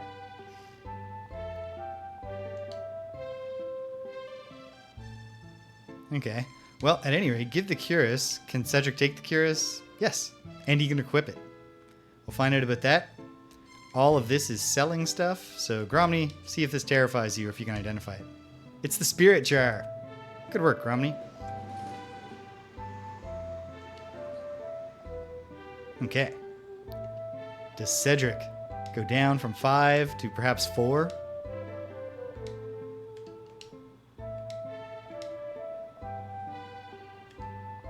Or, oh, the cape isn't identified yet. Don't put that on. But maybe we get him down even lower. Yep, he's down to 4. Let's find out about this cape before we go back and divest of some of this stuff. The shadow cape. That could be cursed, but it could also be, you know, you're creeping in the shadows, so you're hard to hit. We have lots of money, so the worst case scenario here is we just go and pay to get it taken off. It's not cursed, and it took him down another 1. Heck yeah. Now Gromny has 1 more slot, so take this spear. Like some kind of cool named spear could be just the thing for Kiki, the Valkyrie. Red spear. Before I had a red spear, and we lost it because I was like, I'm never going to have Valkyrie. And then I did. Yeah. Okay, the red spear is probably a naginata that only samurai can use. Or maybe a ninja spear of some sort. Okay. Well, Gromny has a slot. Why don't we keep slogging along?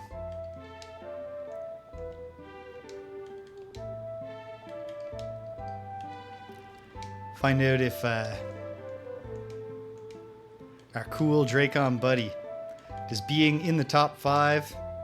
Yeah, okay. So, like, he's the 5th best armorer. We'll just drop that.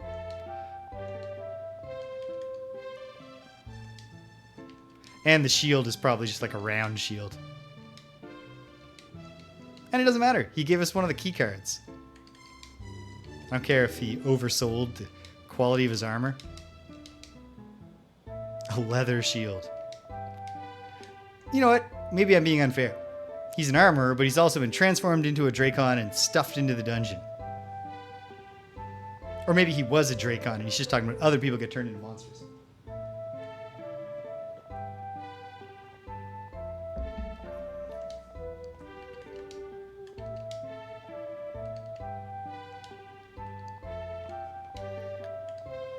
Next most interested in the card.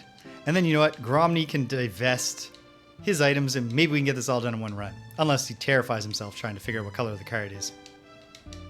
Green. You need a bishop to be like, this is green.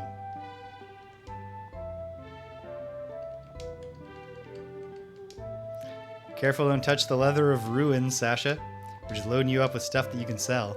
Well, the monk can use the blank shield. But I feel like being unarmored is better. Actually, it's so easy to test that theory.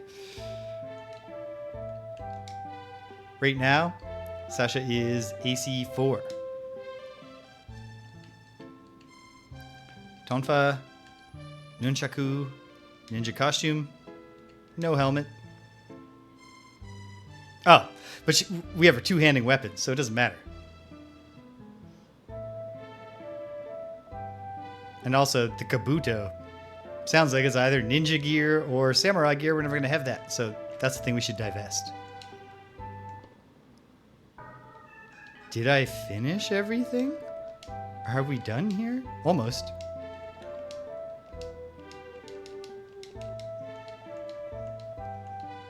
Alright, come on, buddy. Screw your courage to the sticking point. Copper plate. Red spear. And another cuirass. No, nobody else is at the leather armor stage. They're either past it or can't even get to it. That's me. Okay.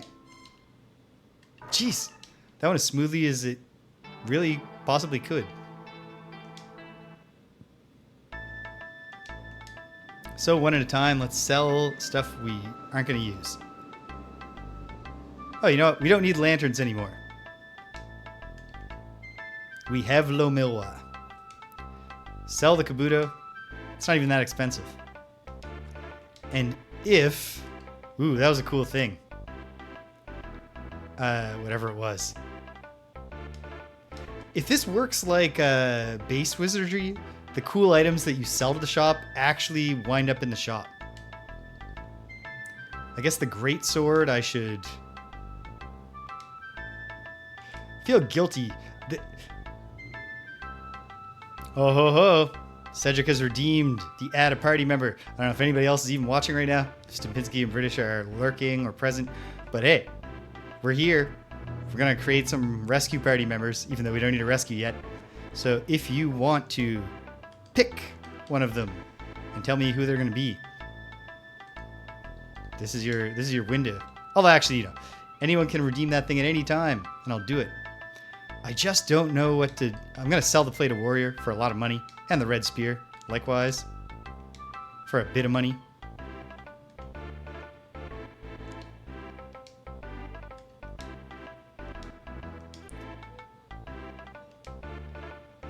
Mage and Alchemist to Psionicist? Absolutely. Because the rescue party can just have anything. They don't exist yet. I might have them do the Tower of Stillness later so that they're trained up a bit. All right, sweet. Here we go. Okay, just got to free everyone up here. Oh, whoops. All right, this one ring. It's just a ring of jewels. Human mage called Artian. Okay. That's most of the decisions you need to make for a character.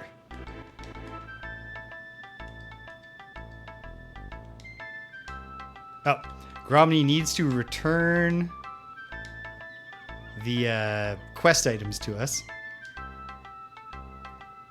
I figured we were importing a tabletop character here. Okay.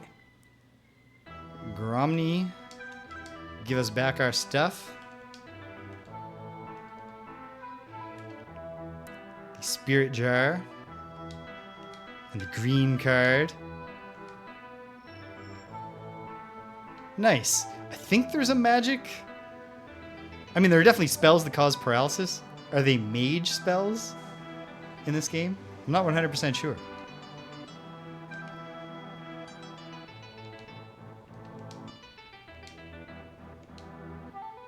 I guess I do have a pretty easy option for finding out here.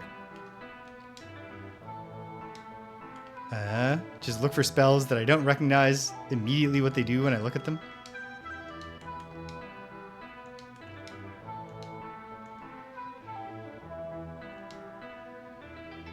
Ah.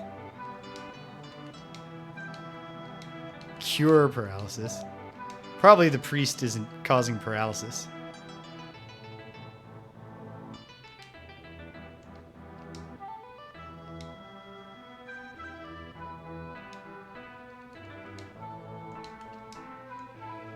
Huh? He does have petrify an enemy. Yeah, I was wondering what the... Seems like it's also a thing you could kind of use defensively. Like you see someone being attacked, and you're like, whoa! Now we have time to deal with the villains here.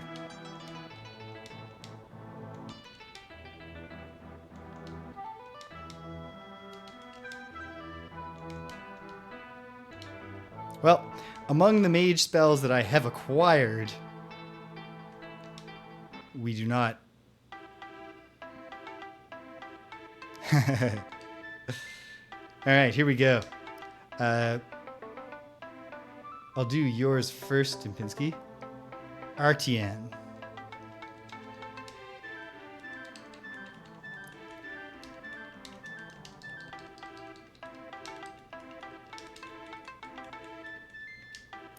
A human. Male, I assume. Well, yes, you've already used the male pronoun. Oh, brief intermission, folks. Hang tight.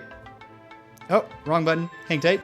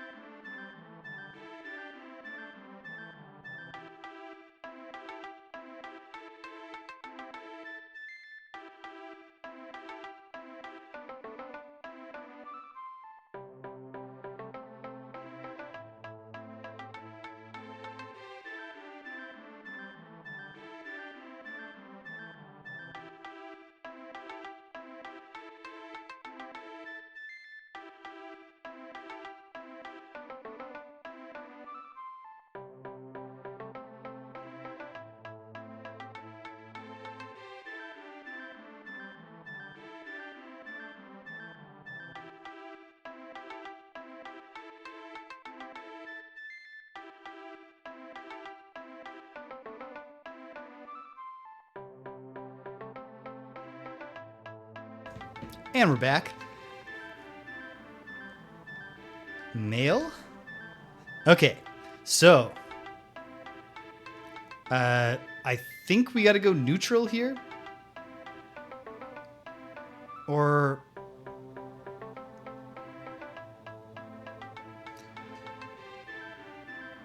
yeah, right.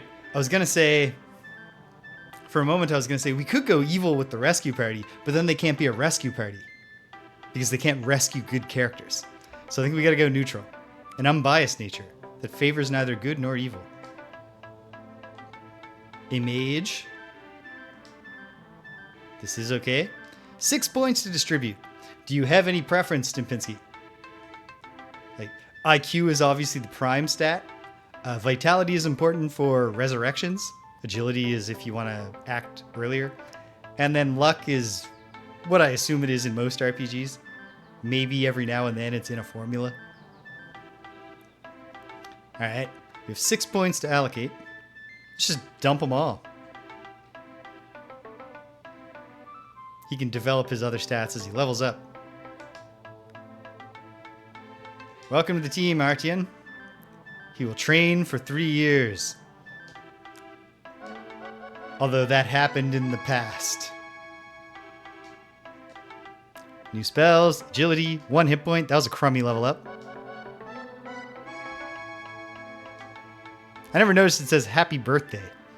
So every character that you create, they arrive at the castle on their birthday.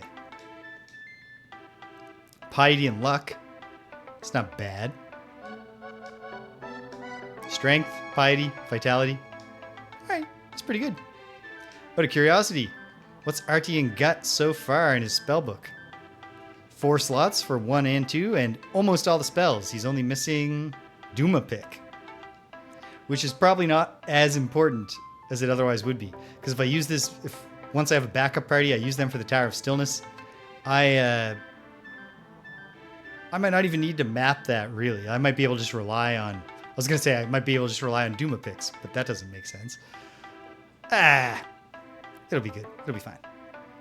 And, you might just finally pick it up. Okay, Cedric. You're in the hot seat.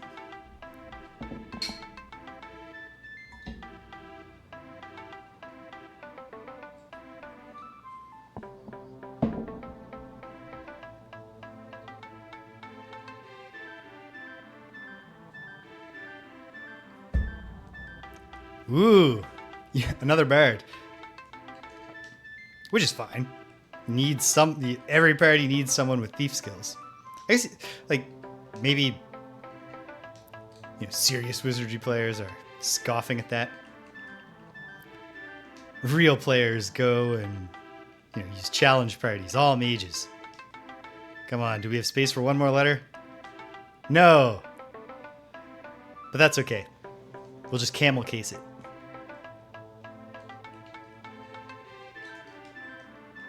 Sing Sing is a great name for a fairy bard.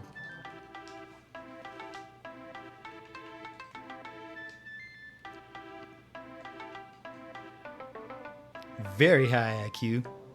And agility with a naturally low AC. Because they're tiny. She's a lady. And,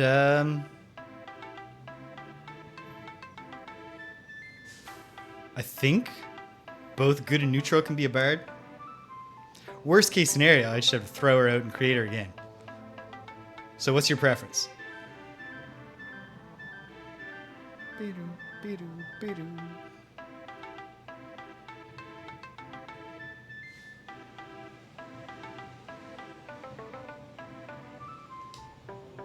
Yeah, it works. Perfect. Yes, this is okay. We have 7 points to allocate, Cedric. She starts out really good in agility. Makes sense. Ah. Nice.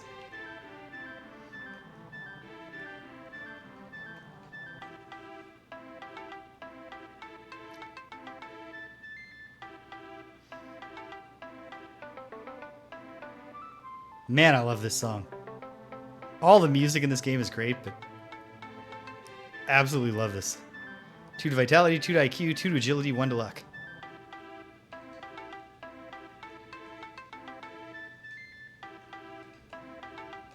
Boom. She's in. Let's train her for 3 years. Sing Sing!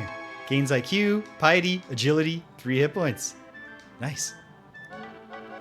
Got both of her prime stats there. Piety, vitality, none of the prime stats, but I mean, vitality is important for everyone. It's the don't turn to ash stat. Learn new spells, strength, IQ, vitality, and luck, and 7 hit points. Sweet. Okay. But for now, back to the Tower of Witchcraft with the main party. Ivy, Sasha, Kiki, Cedric, Mary, James. I should have checked if there's any. Probably there's no class change potential. We haven't leveled up at all, so it's fine. Okay. We've all rested, right? Yes. As soon as I got back, I did. So here we go. Before we go to the third basement level, I'll go to the Room of Light, because we can free up another inventory slot by getting that green card inserted.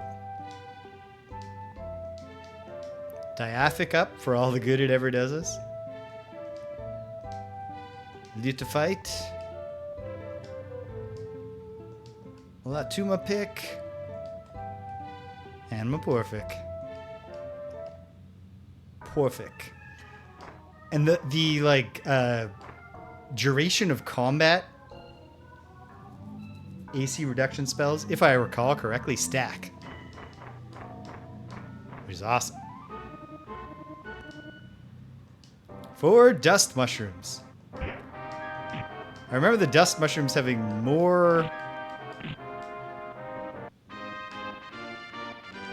substance than that. But maybe I'm misremembering. Or they're often alternate sprites. So actually, we're going almost in the exact same direction. to get to the Room of Light. Let me just refresh my memory exactly where I'm going.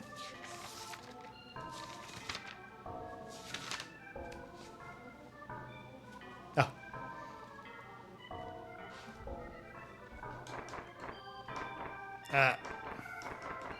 Here we go. I think. Yes. Right here. The Room of Light. From the plate up front, you expected a more brightly lit room. Maybe not a temple sun or anything, not a dimly lit room either. The singularly large room doesn't seem to contain anything at all. But wait! Towards the back of the room, there seems to be a faint glow. So here's the one that we've already done. The red light. So it's probably going to be red, green, blue. Let's find out if it's this one. Whoops. That's not how to use items on things in the map.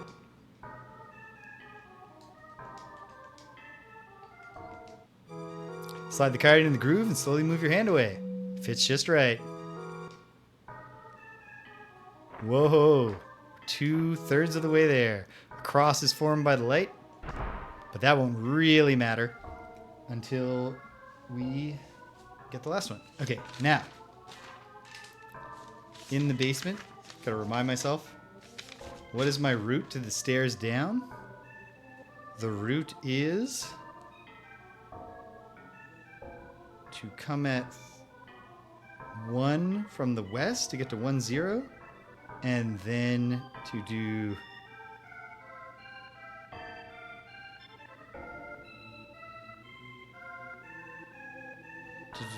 wait.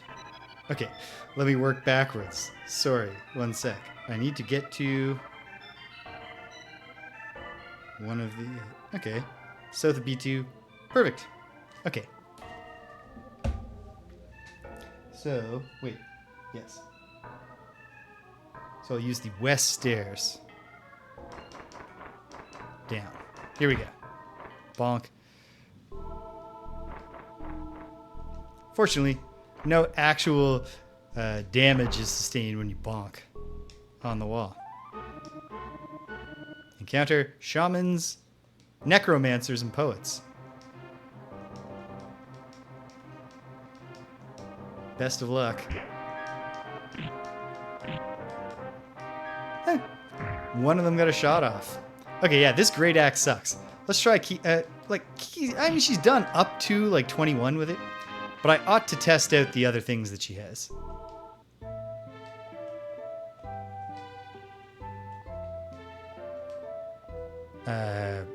So the Becta Corbin we've used, and I think it was okay. So let's try the Ultimate Epée. Oh, then she can have an offhand weapon.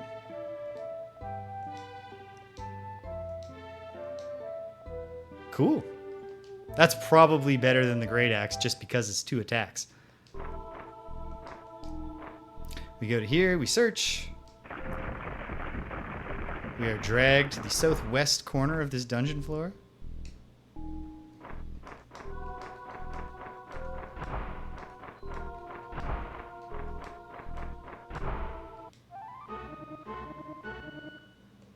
Surprised 3 troubadours. Oh, man. Please, Hammond, don't hurt him.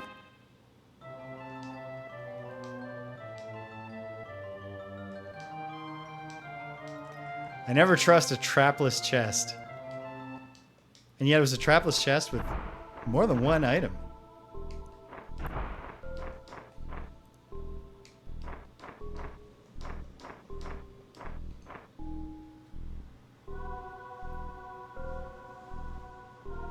Yep. This is the one.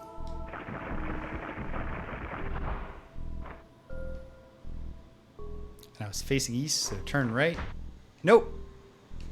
I was facing north. And these are the stairs, right? Yes. All right. Here we are on the 2nd basement level, which I've now mapped all of, except for the unreachable area that I think the Room of Light is eventually going to take me to. So we're not going to have to step into any darkness. So Kiki, why don't you show Mary how how the real masters of the third circle of priest spells do it. Light it up. Okay. And now, from here, it's not super complicated. I'm going to go down the stairs that I did not enter the third floor from last time. And we'll see how it goes.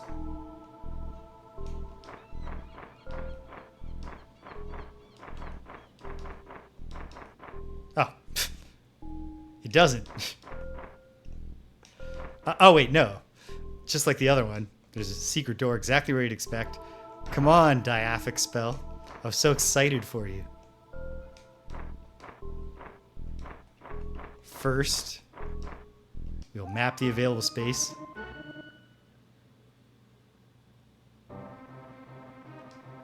Okay. The biggest concern here is the Ibuki-doji, but these are all concerns. So, let's have Ivy and Sasha, I bet, take out the Ibuki-doji. Hopefully Cedric can melt that tiger ogre. But just in case, I will back him up with something really light, which might not do anything. In fact, I take it back. I don't want to go all the way to Zalek just for the tiger ogre. And so the moral is that I don't care that much. I'll save the slots.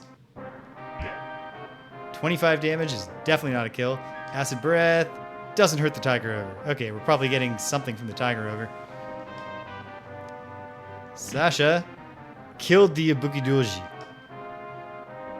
Lion Ogre casts Mahalito. Hate it. And the tiger does a claw attack on Kiki, 8 damage, no decapitation. Impales the Lion Ogre with the ultimate epee. Hey, 19 damage. Follows up with 6. Mary missed. That was not a great round. And yet, I'm bullish on this one. Oh, the tiger ogre fled. Coward. 2,000 experience nonetheless. Because the new, Oni type enemies on this floor seem to be the really rewarding ones. Probably because they're all going to be hitting like a ton of bricks.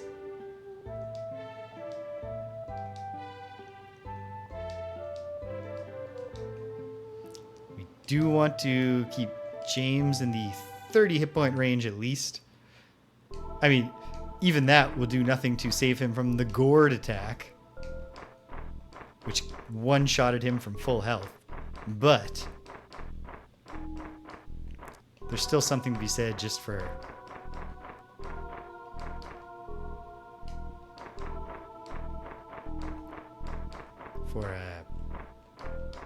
reducing the number of things that might instantly kill you. It's locked, but just a regular bar-looking door like this, I have a good feeling about Cedric's lockpicking skills.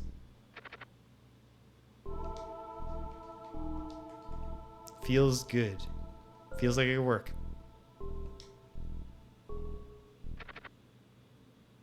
I mean, it could. It could.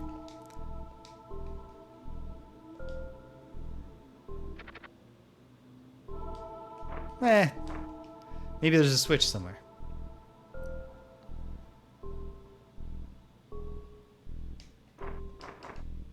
For now, just continue going to squares I haven't stepped in yet.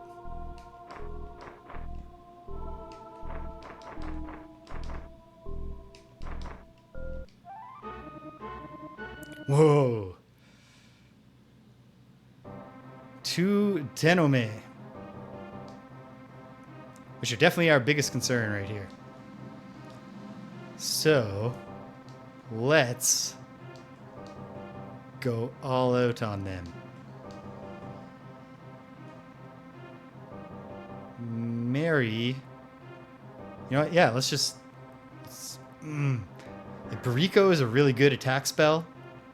At the same time, takes a level 4 slot, which we only have 4 of, and all those spells are pretty important.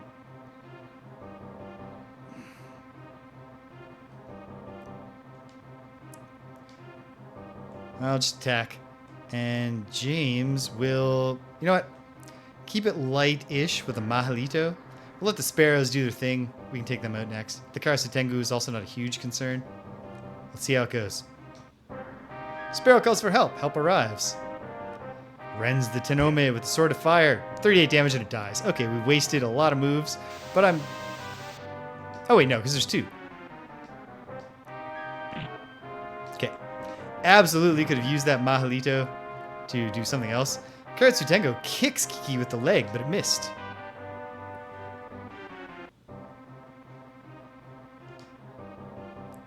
Did a sparrow run away? Because we started with 4 and we ended with 4.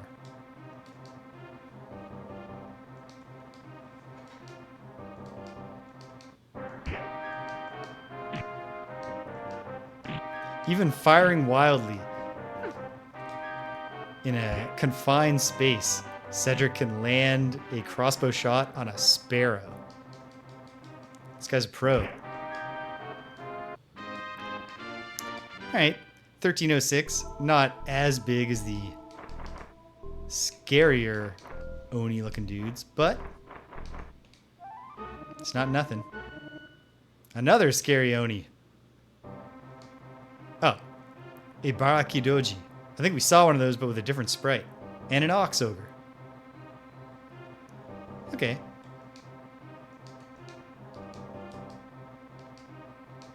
Let's see how this goes.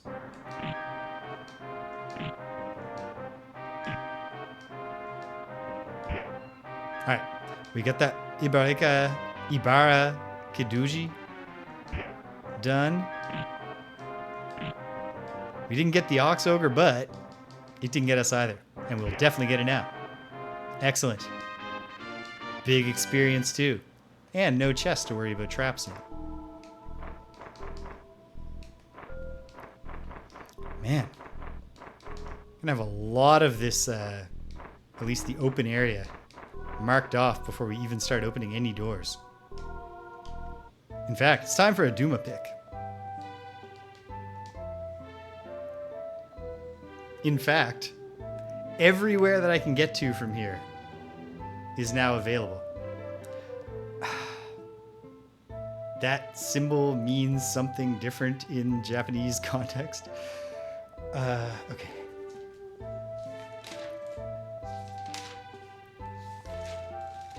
Which is not to say that I don't think there's a case to be made for saying, all right, you know what? It's a cool shape, but it's ruined. And since we already had the stairwell mapped, I have a reference point to start from. Here we go.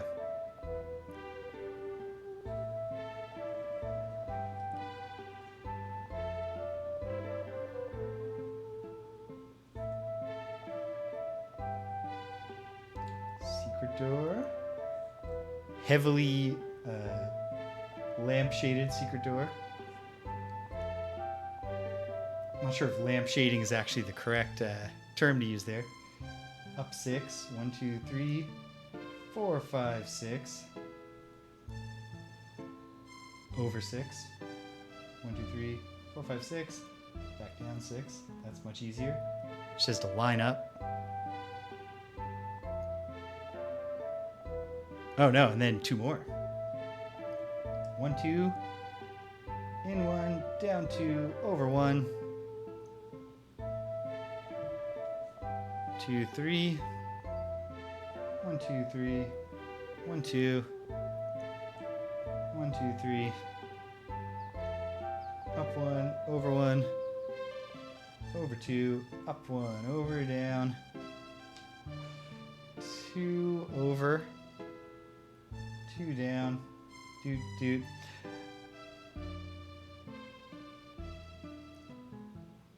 When you say 24 by 24, like, on its own, that doesn't sound like much in terms of a grid map.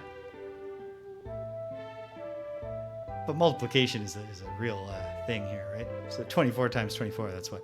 400 plus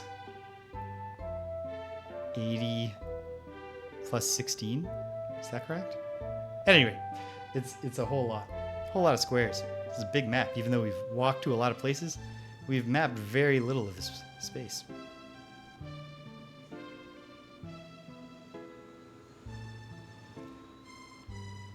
All the way over till it lines up. Down like that. And then just a little, probably pair of closets here. Okay. I can't remember which one's the locked door. So I'll note that eventually. And I gotta, okay, let's. Oh, whoops. I'm missing a huge chunk here.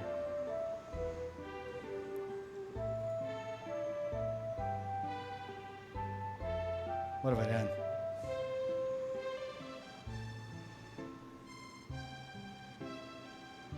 Oh, just drew the line too far. Too far to the south. Okay. And then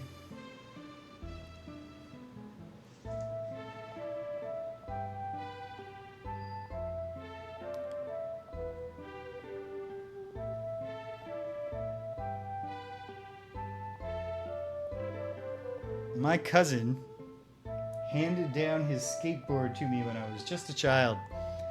And on the skateboard, on the bottom of the skateboard, was painted a skull head, like a, necromancer type wizard. Just a skull and he's got his bone hand maybe. He's casting a spell or something. And painted on, or drawn on the forehead of the skull wizard was a swastika, which meant nothing to me as a very young child.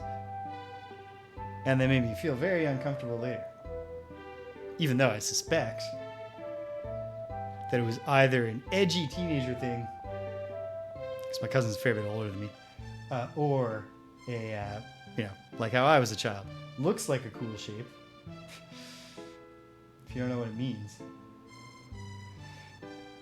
There is also the, my cousin did become a cop and has recently basically self-estranged himself from the family.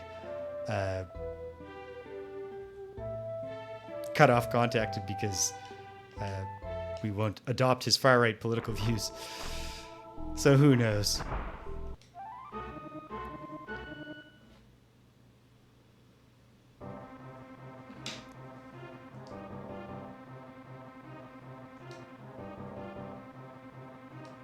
Alright, Ivy killed the snake. Sasha and Kiki kill the lizards. Cedric melt the toads. No, you cannot. You can't. It's sad stuff. I mean, I don't think that there's a straight line from the skateboard graffiti to the present day. Because I think some of it is the influence of his wife, who I was never super fond of after she was brought into the picture.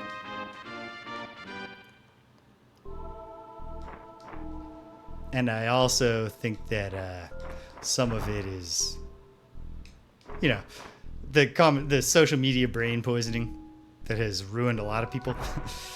Oh no!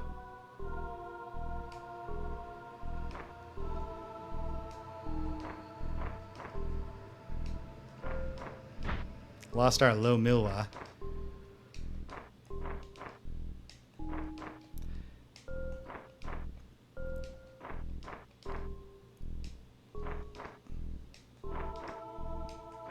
But yeah, it's sad because when I was a kid,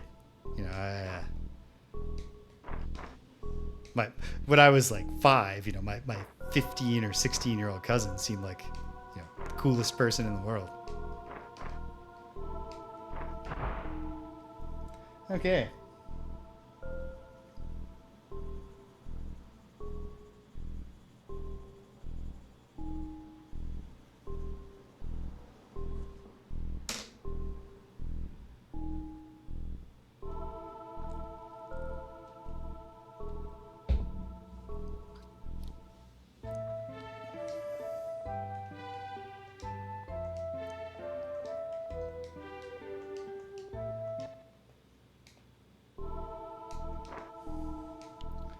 All right.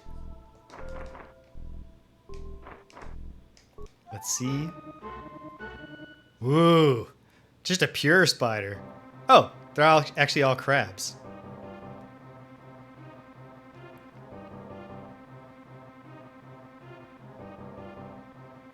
Ooh, how'd that go? I'm a little worried the context you're bringing it up in.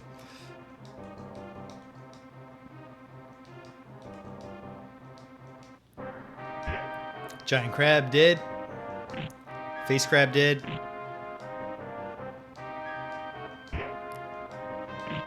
Face crab dead. Okay, we need better weapons for Kiki. Okay, good. So this is not going in. Well, maybe it is. Terrified for what I might be about to learn about this young man. Okay, great. You're just describing a positive mentoring experience. 2 tigers, 2 baboons.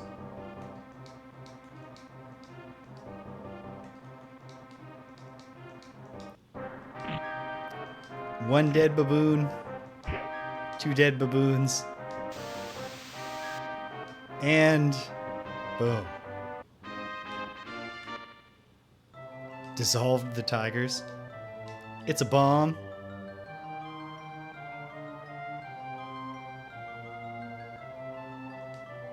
Oh, absolutely. Especially if, you know, if he's already interning to learn about being a software developer. Like, he's probably a smart kid. But my memory of being a smart kid is that it made me incredibly insecure about proving that I was smart all the time, or revealing that I was actually stupid. All right, the Raiju seems like the most threatening thing, but I think we're going to be fine here. Cedric, melt that strange monkey if you would.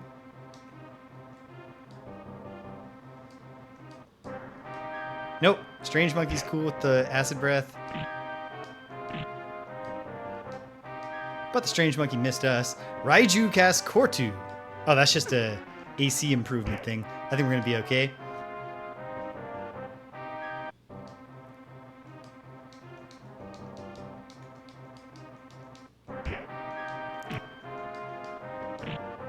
Yep, we're fine. Excellent.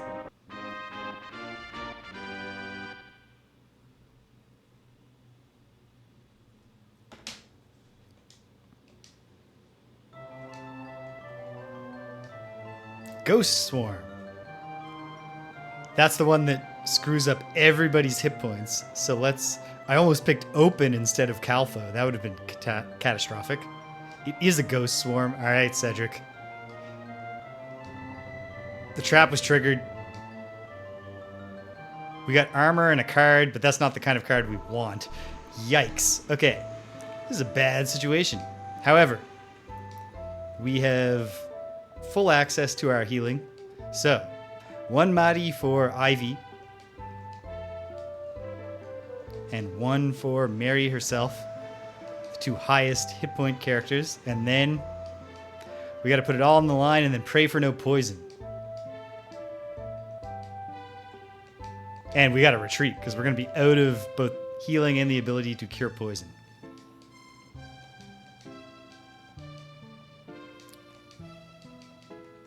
Come on. We could really use a few good rolls here. Just get everybody above 30 because we're mostly outside of mass damage spells. Not taking too much damage. Oh, come on.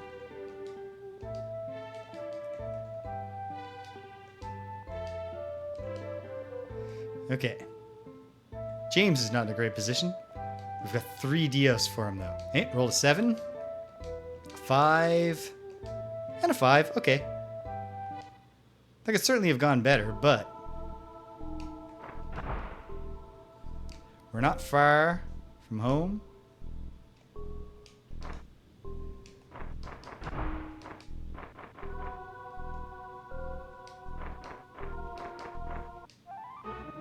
And we're also pretty much out of the woods with the really bad enemies.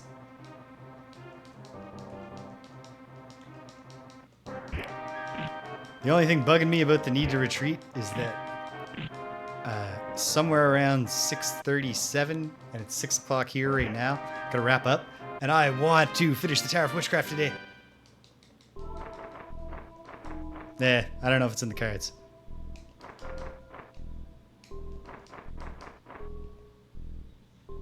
Wait, I haven't gone in these doors? You know what? I shouldn't right now. I should retreat. Hey, a boar ogre. I don't think I've seen that one yet. So we're getting closer to a full Zodiac. Okay, 10 damage, whatever. I mean, it's not great, because who was it on? Oh, it was on Ivy. That's fine. Hit Ivy as much as you want.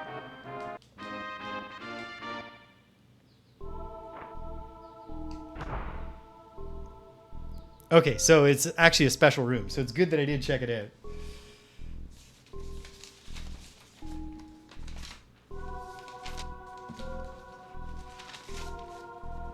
I was totally just missing that I hadn't gone through these doors.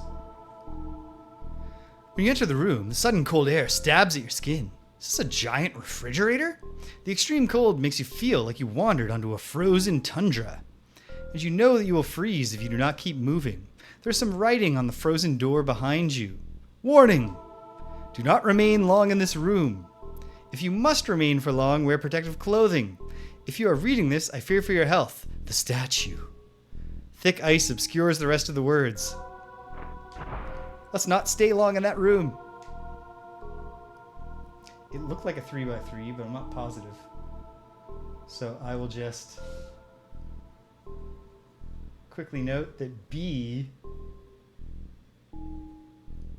walk-in freezer. I don't believe we have any, like, if protective clothing is literally like a special type of armor that protects against cold, I don't know. Oh, and this is a darkness room. Sheep ogre and a lion ogre. I think we'll be okay. Lion ogre dies. Sheep ogre dies. Brilliant. Defeated them. It's a trap. Ghost's hand. Ghost's hand only does one person. Ah, and we disarmed it anyway. Okay. And this is just a empty 3x3 with darkness. Sure is. Okay, that's fine. Probably the refrigerator is a 3x3, but I'm not positive, so I will leave it as is. So the big question now, in my mind, is when we come back, do I check that freezer? What if it is like a catastrophic hazard room? It'd be real frustrating to get the whole party wiped, right? And yet, it's so intriguing.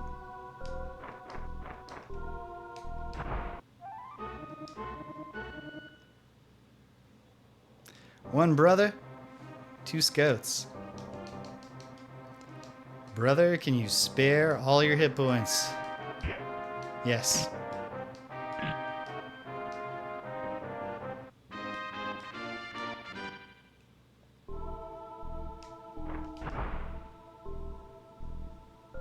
Wait a minute.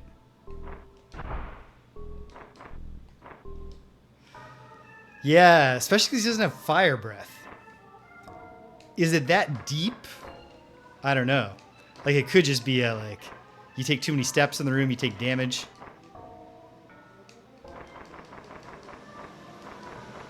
But it could be some characters, like the raw wolf is fine with their fur. The mook would be fine.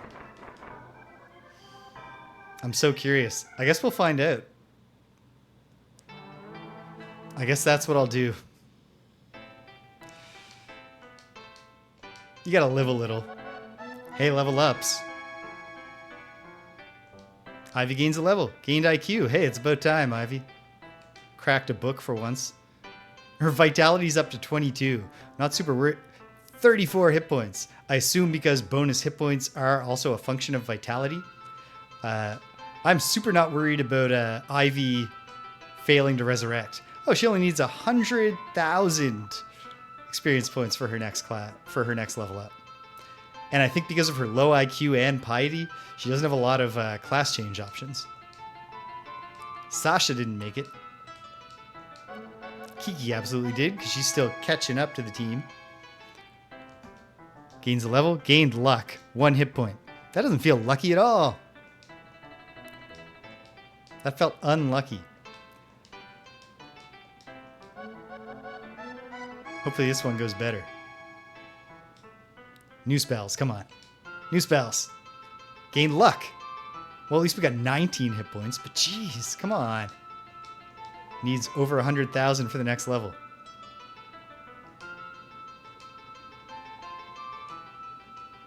And if he makes it back from the fridge, James will probably be leveling up after the next expedition.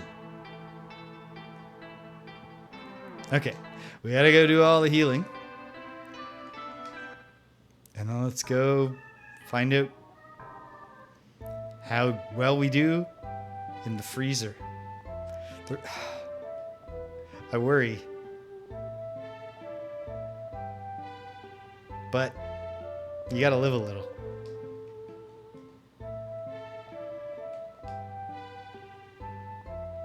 Oh, start with Mary for healing. Because she didn't get any new slots up here. But she's learned Dialma. So that's useful.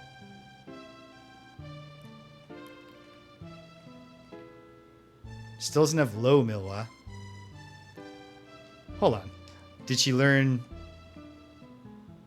She's got Body, which is death. Stop someone's heart. Ba Morty, summon the undead. Doesn't seem very priestly. Okay. Madi is the most effective on Cedric, and then Kiki.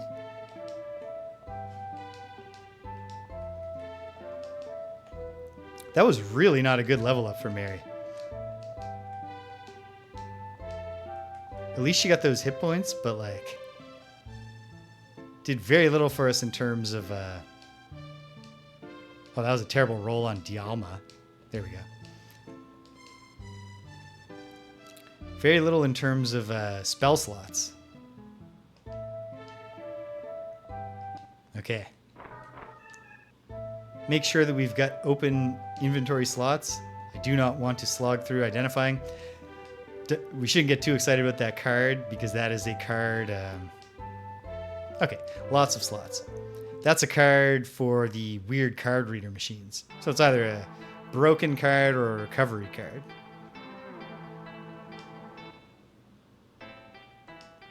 I suppose the broken cards are probably also recovery cards. They're just broken. So you put them in and it does something horrible to you instead of healing you. Or giving you back your spell slots. Or whatever it is. I only used a recovery card once. And frankly, on the off chance, I assume there's a more difficult final dungeon. And if there's a card reader machine in that, I want to save the recovery cards. Like I'm holding on to mega elixirs here. Okay. To the fridge. We're praying that that's just flavor text. The reason that I'm optimistic that it's just flavor text, that don't spend too long in here unless you have protective clothing, is that the flavor text for... Oh, you know, she got more level 4 spell slots, which is actually really useful because Latimorphos is an essential adventuring spell. But yeah, the boiler room was described as being, so hot, whatever, But it was just flavor. We were fine. Oh no, Sasha got put to sleep. Oh, we're okay. It all worked out. Okay. And imagine how rewarding it's going to be if we go to the refrigerator and we find the third card.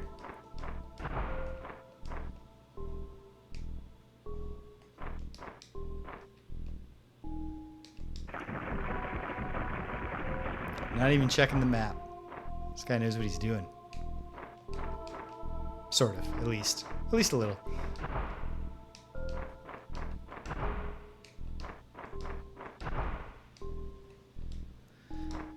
leave the friendly shaman. We have no need to just murder this stranger. And then, yes, it is B2 from the south. I will not second guess myself. Second guess myself, sorry.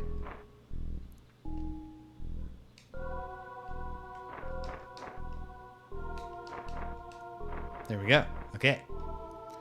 And from here, might as well do a low Milwa.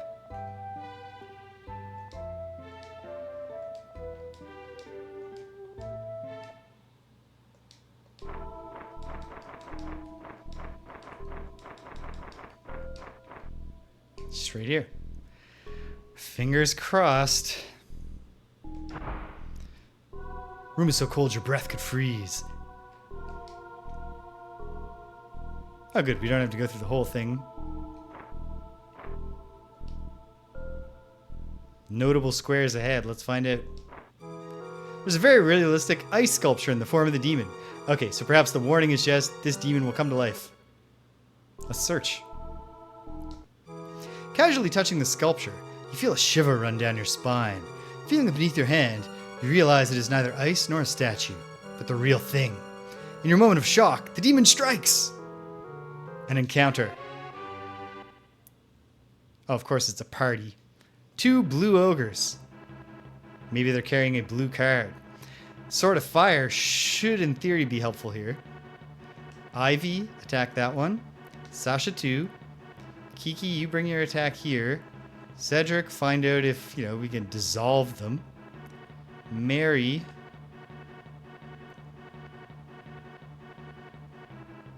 Nah, Mary just attack. And then I will use a Zalak here. Hopefully, we just win the fight here. Blue Ogre dies. Oh yeah, this is nothing. Oh, a really bad roll on that Zalak. Attack on Sasha with the Iron Staff. 9 damage. Acid Breath. And he's dead. Alright. So far, none of the special encounters have been difficult.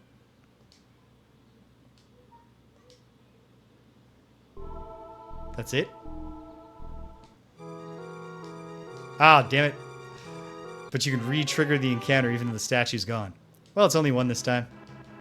And it's dead. It's actually probably an okay grinding spot, but I hate grinding. Another demon statue. As you touch the statue of the demon, its eyes move, rolling towards you in a glare. An encounter. Blue ogres. Okay.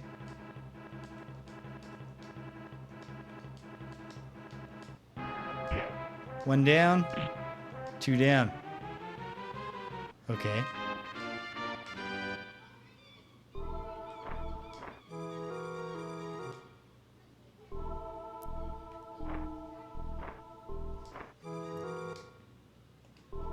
I guess this is probably just another fight with blue ogres. Yep.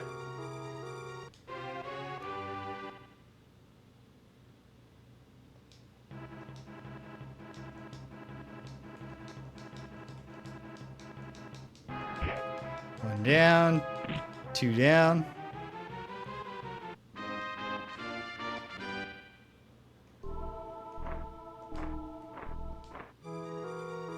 And then this one didn't have the markings of a special square. Psh! Something breaks beneath your foot. Carefully raising your foot, you see an ice-coated card.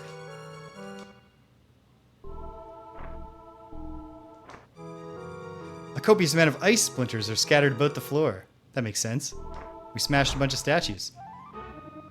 We have to go back to identify the card, but then it's all coming together. We might still, even if this leads us to clearing the tower, we still might have to come back to explore the bottom floor if there's a quest item that's needed in the Tower of Spirits or something.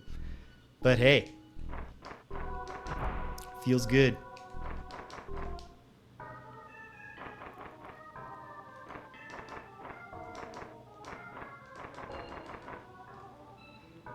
Imagine if I had just noticed those 2 doors on the way out and said, ah, they're just closets, I'm sure. Because I did think that they were just going to be closets. Once it was a refrigerator, I was really optimistic that the refrigerator was hiding the blue card. I assume it's the blue card. Just makes sense, right? Okay, everyone's healed up. Probably nobody leveled up, but we'll check. Kiki, maybe. James, maybe. And either way, we need our slots back. Sasha's getting there. Kiki is also getting there, but not there. Oh, Cedric's getting there. And James is getting there. So a bunch of them are getting there. None of them are there. To the shop. Screw it. We're just spending money to identify everything we have. Strange item is a lantern. Don't need it. Broken card is garbage. But that's not the one we found in the refrigerator. I refuse to believe that the game would mock me like that. Nope. Here's the important one. First, robe. Ninja costume. Don't need it. 1400 to identify the blue card. I love it when a plan comes together.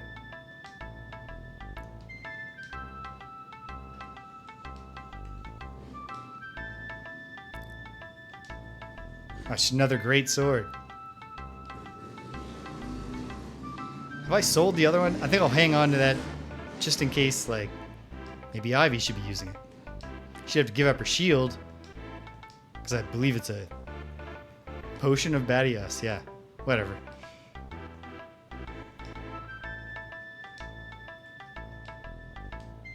Dull sword, which is probably actually literally cursed. Generally, the bad adjectives result in it being cursed, even when it's just dull. You wouldn't think there's anything all that notable about it.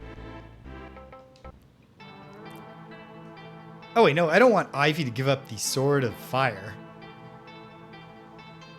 Can Kiki equip the Great Sword? Would that be better than her current two-handed setup? Or dual-wield setup? Let's find out. She can equip it. I'll have her try it this time around.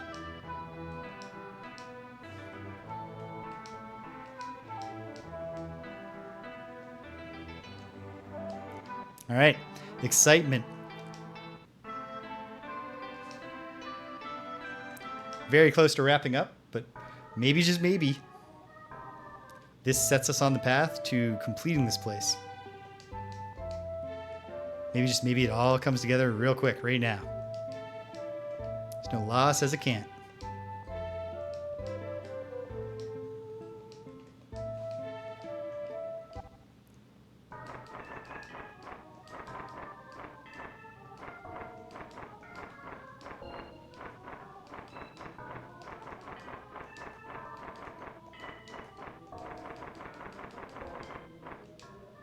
Into the room of light.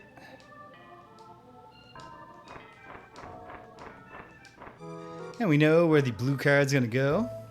Does Sasha have the blue card? Once again, this is not the menu to use here. This is. Slide the card into the groove. Slowly move your hand away. Fits just right. And then to the middle, which should be an... Oh.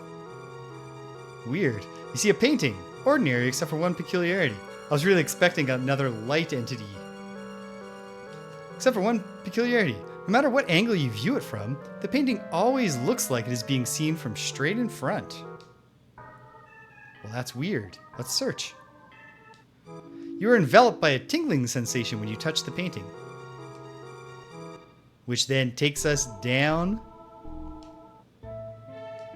to the unmapped area on basement level 2. Beautiful. Okay. Gotta do this in the dark. For a bit, at least. But I think we'll be fine. Well, of course, that's a wall.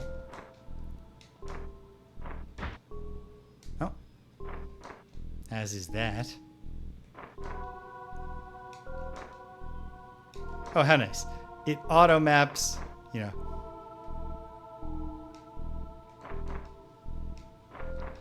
Speaking of the doom of pigs, sometime soon, I just finished playing 14 years after it was the hot thing. Amnesia: The Dark Descent.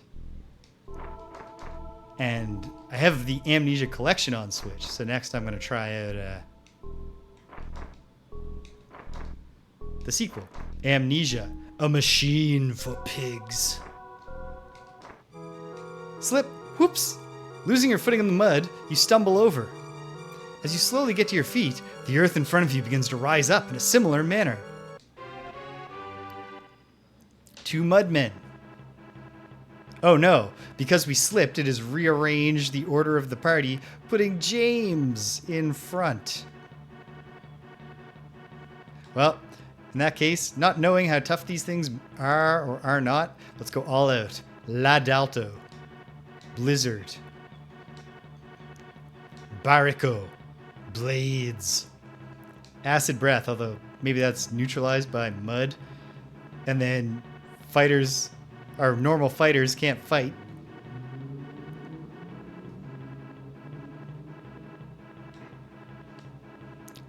Matu will reduce, I think, only her stuff.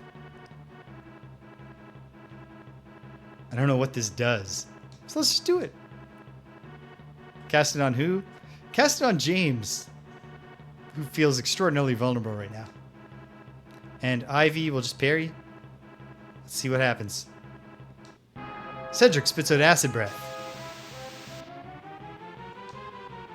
One mudman died and the other one is all messed up. Unaffected by whatever that was. Ladalto. Boom. Okay. Whew. That could have gone a lot worse. What worked out for us there was that the enemy party sucked.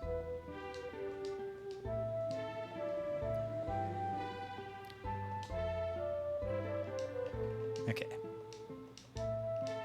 Just gonna fill in the map here. Oh, whoops. I see where the doors were to those closets. Probably I don't need to go in them. I'll find out later. But then... C. Mudslide.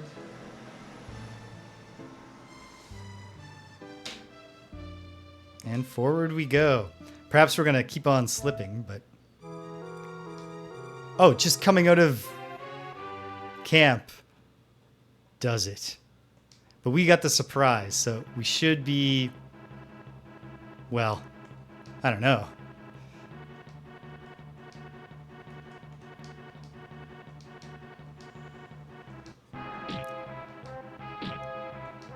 That didn't work out. I should have tried using the Winter Wand.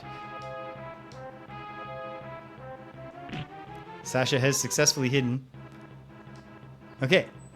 Well, we're going to be okay. I'll take it easy, in fact, with a Mahalito. Mary, just fight. Cedric, please. He doesn't have his breath weapon? Does he need to be in the back row? I don't understand. Sasha can ambush, even from the back. Oh, hey, use the Sword of Fire. Which I assume will not be consumed. And the more fool me if it is. They both died.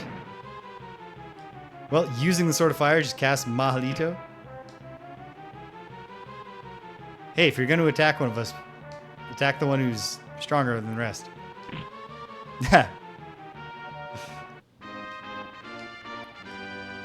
Final battle is just Revenge of the Pigs. Okay, well, can't go to camp. Stepping forward, forward, forward. I'm going to assume here we can camp without slipping again.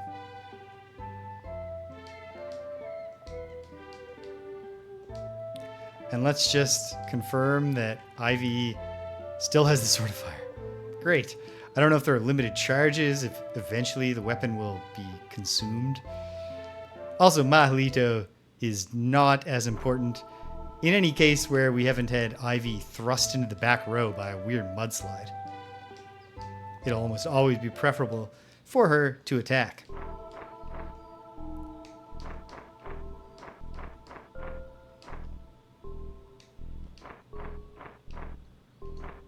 A locked door, but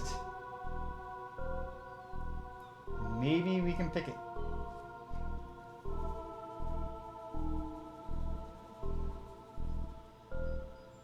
Shading in the darkness area. Okay. Come on, Cedric.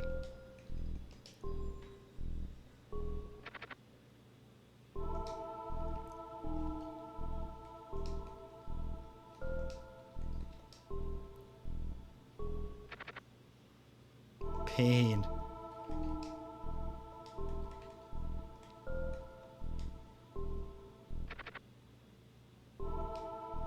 Okay, I'm gonna try a bunch of times. Oh, you know what? Maybe there are buttons in those rooms back there. I guess we might as well try. Gonna have to slip in the mud again. Okay, the slipping is not all the way down the hall. It's just in one square.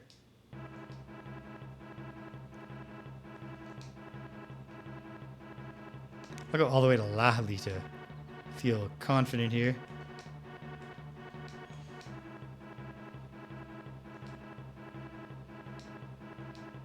Fingers crossed. Lahalito. No, fire not very effective on these dudes, it seems. Acid breath, killed one. Crushes James with the mud ball. Oh, only 12 damage. Thank goodness these things aren't very tough. I will drop another Mahalito. Wait, no. We discovered that sucks. But I should, just in case there's... Okay, fine, fine.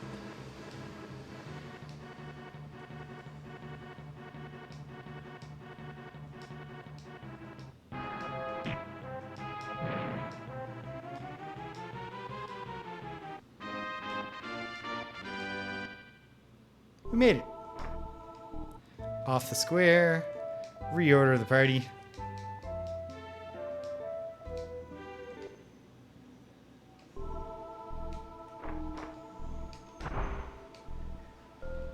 Anything here? No. I was hoping a switch would be here, but no. So maybe there's a key hidden on the 3rd level.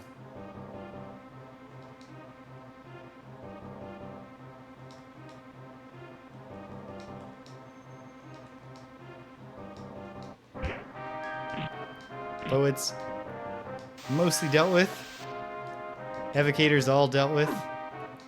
We did take a Melito, but that's not that big a deal. Gotta cure James, heal James up, and possibly some others immediately after this. Don't set off a bomb, Cedric. Poison gas. Let's just verify that. Yep. Boom. Disarmed. Search just in case. Nothing. And then Mary, fix me up, please.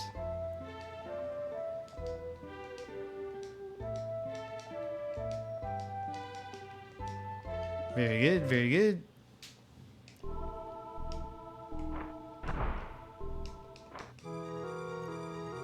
Here's the way back. So, in fact, I should know. D. Painting.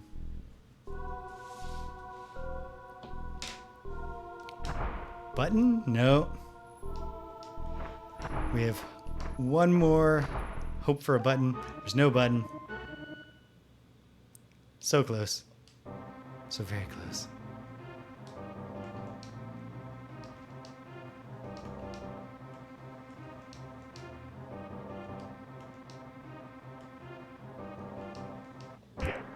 Lots of crabs.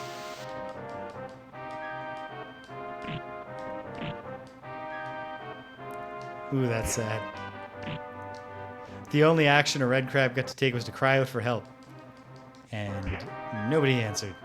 All the red crabs in the area were already here. So the different shadows, because it's not just a cat. Usually the cat is for small creatures. But there are different shadows that represent a vague sense of what the enemy is. And if I didn't have the Latuma pick spell cast, they wouldn't always reveal themselves. And it would just say like enemy, some like armored figures, or like a small animal or a winged creature. And then you're like, well, what do I do? Right? You can't be confident about what you're fighting.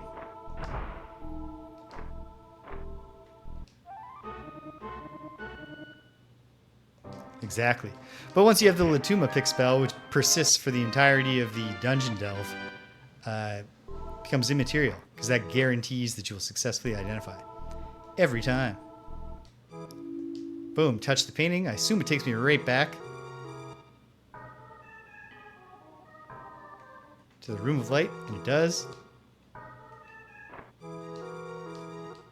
Makes sense that no matter where I turn, I'm still seeing the painting. That's the peculiarity of the painting. It is officially 6:30, but I'm going to take a brief intermission and see if our company, who I have to give a ride somewhere when they arrive, and then bring them back, has arrived. If they haven't, let's go down to the third floor and see if we find a strange key. Hang tight, gang.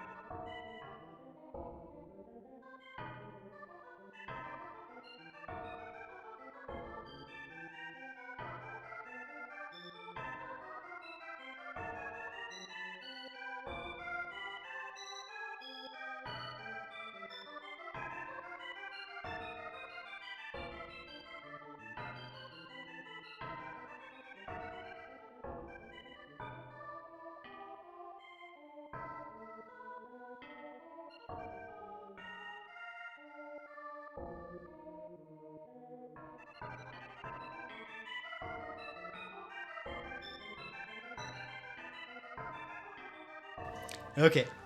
I'm going to go down to the 3rd level. Briefly. Probably not going to find a strange key. But what if we did?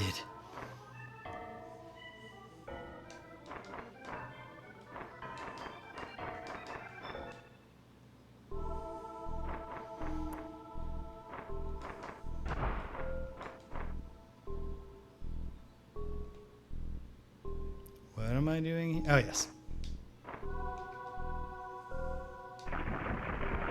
Boom, boom, boom, boom, boom.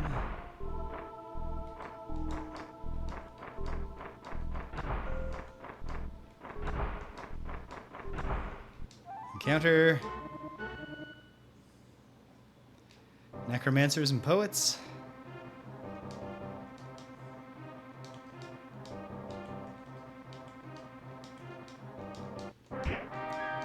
So I think the Dracon can only use their breath weapon once per fight, and I just never noticed that before because by the time I started using the breath weapon regularly, we were not often going to a 2nd round.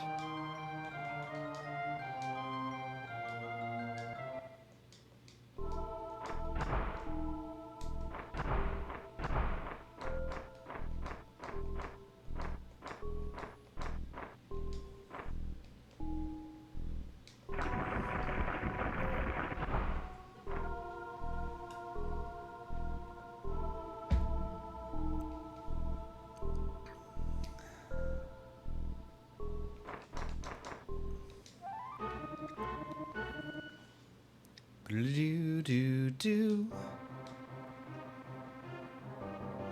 Okay.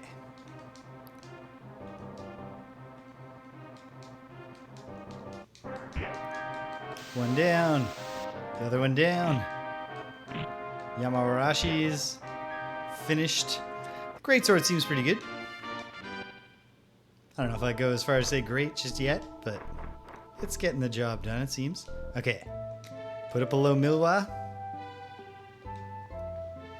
And let's go open doors down in the 3rd level. I've only got like 20 minutes.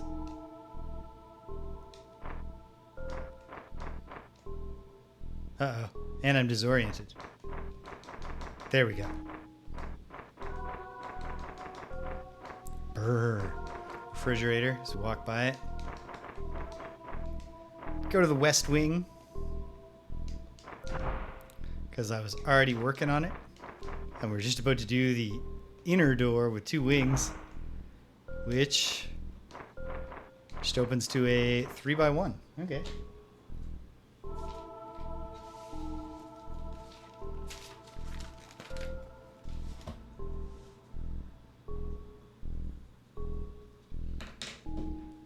All right. So back through there, up, over, down and down.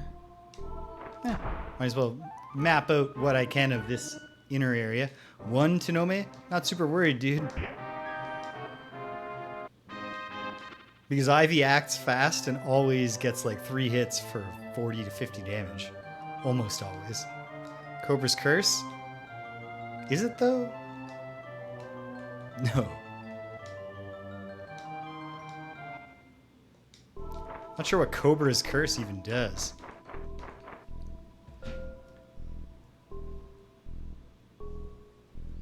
Seems fairly likely these are all just empty rooms. A door I had missed. Yep, okay. That central area is just empty rooms. I'm going to not do the western doors just yet, because they will possibly open up more of the dungeon area for exploration. There's the Gourd Smasher, the Shutenduji.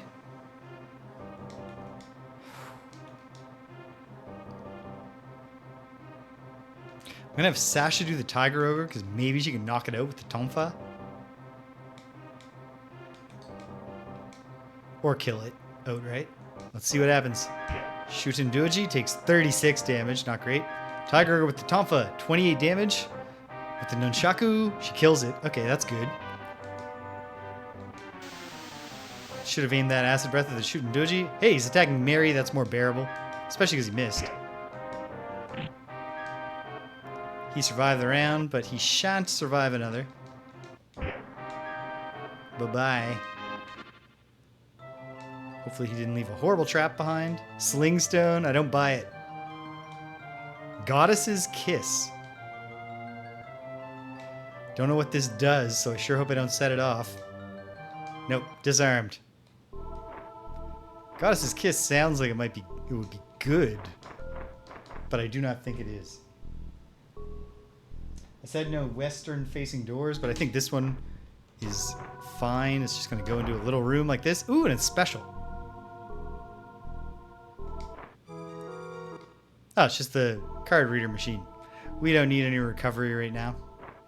So I'll keep on saving those for the final dungeon, or alternately to end the game with a whole bunch of them that I've never used. Switches.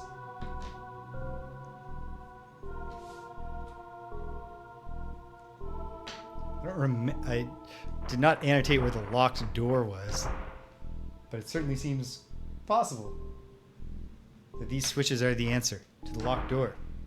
18 minutes. I might leave this party as the out party. I like to, I like a clean end to the session, but can't stop, won't stop.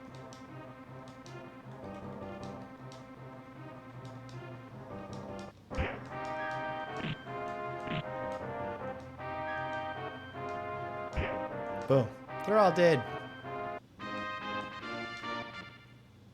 Hardly even worth the breaking the sweat.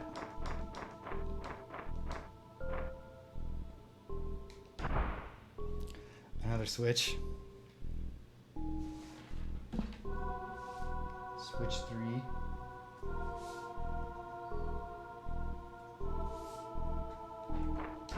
Oh, and there's... Okay, that's the locked door. Great. So we can try it. I bet switch 4 is in here. Yep. Well, we can try it out. Let's start with switch 4. It did not open the door. Nor is that new. For a second I thought that was new. Okay. Switch 4 and switch 3, nothing. The bad consequence of switches previously was opening pits. Not super worried about that because we have Litified up. And perhaps it's as simple as press all 4. Otherwise it might be get the exact right combination. And we'll test that next.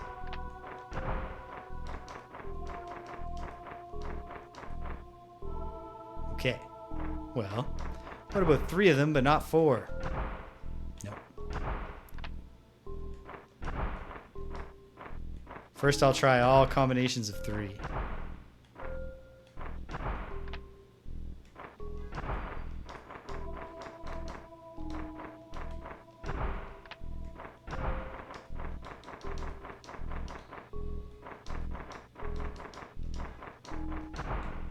Being real generous with the door encounter rate right now.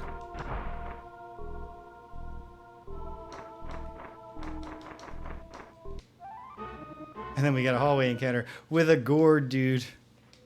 Shutenduji. Okay.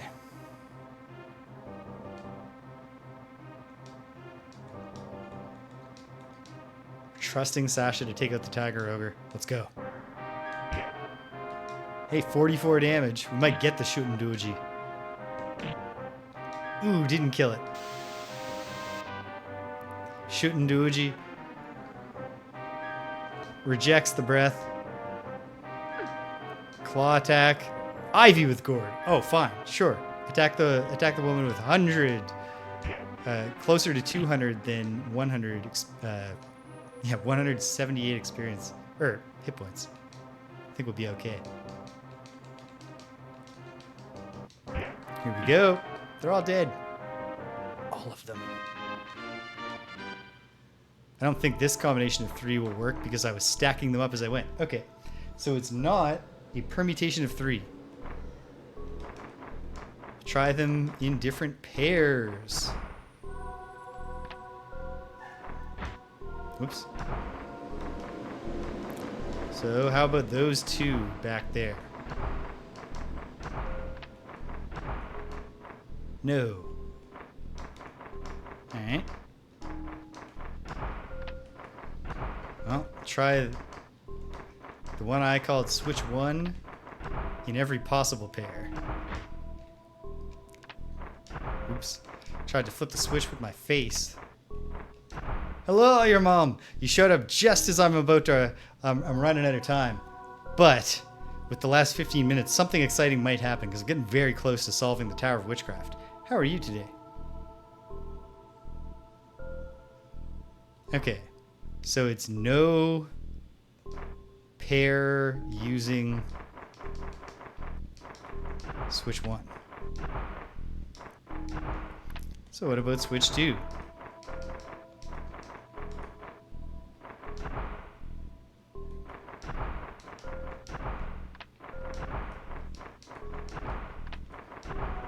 Nope. What about just those two over there?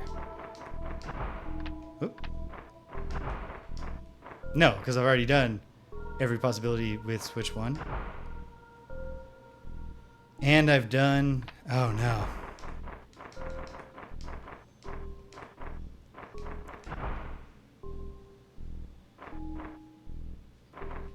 The only remaining pair is...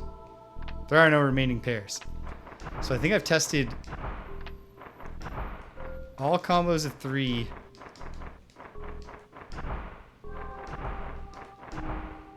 And all combos of 2? So what about just single switches? Whoa, new ogre. The Buki Duoji. Just gang up on it. Got it. If only we could split the party.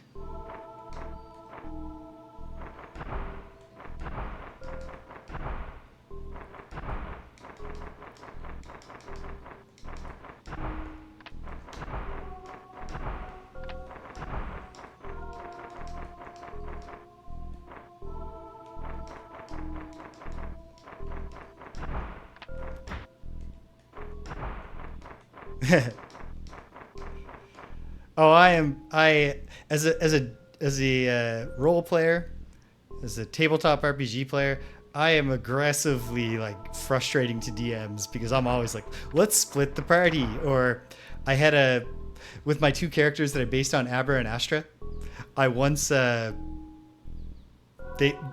other players got into like I had 2 tabaxis based on my cats, my beloved cats, and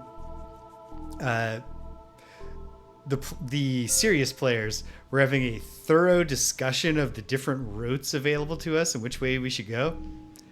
And as they were talking, I was just like, can I just interrupt for a sec? They're like, yeah. And I was like, Tempest, which is the Astra one, just wanders off down this hallway. And I did a stealth check to make sure they didn't see me. So she just got away. They had to let me go. And I like wandered into a room and I got in a fight by myself and I won. Because when it's time to get serious, I'm pretty good at optimizing my moves. Okay. So, didn't find anything with these 4 switches in combination that opened that door. Right now, they should all be toggled back. Theory 1, there are more switches in this area. Hey, a green Tenome. And now I'm noticing, I'm not sure if the blue one was showing, an eye in his hand. Seems quite possible. Seems possible that Tenome is a Japanese folklore creature that has eyes in its hands. Eyes in the palms of its hands. Oh, welcome back. Weird internet aside, how are you?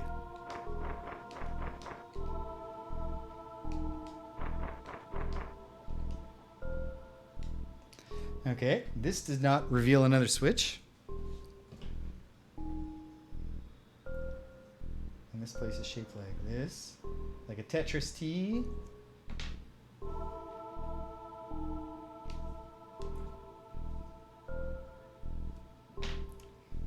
well.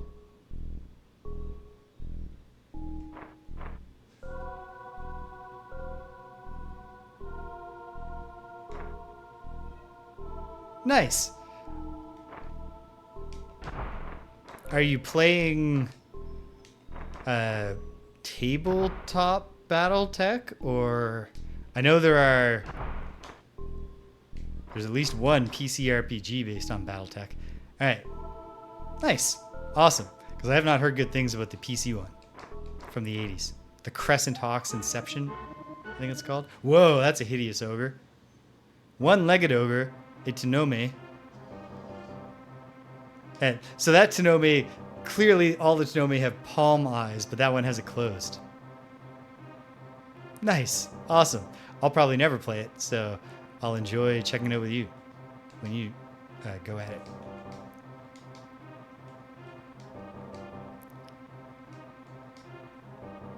Okay, try this. The one-legged ogre is the thing that concerns me the most.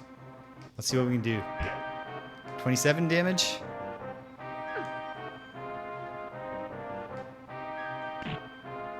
And it's dead before it did anything. Acid Breath didn't get the Tenome. He cast Lorks. What the hell is Lorks? Ivy's paralyzed. Sasha's paralyzed. Kiki's unaffected. Okay, good. I mean, that was bad. But it's not so bad. Ah. Well, that doesn't sound great. Got the Tenome. Mary will have 2 casts of Dialco. Last theory that I'll test, and then I gotta retreat. We'll retreat home, end the session properly.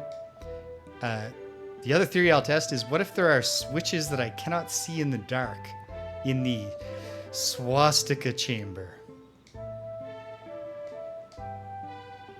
Which probably is not intended to be a swastika.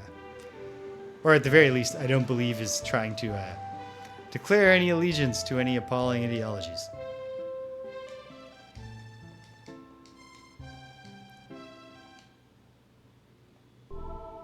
Let's try it out.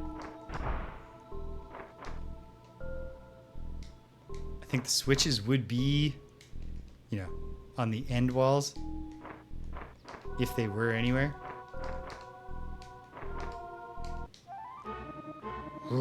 Whoa! Holy shit. 1 Shitaro Doji. I hate it. So let's kill it.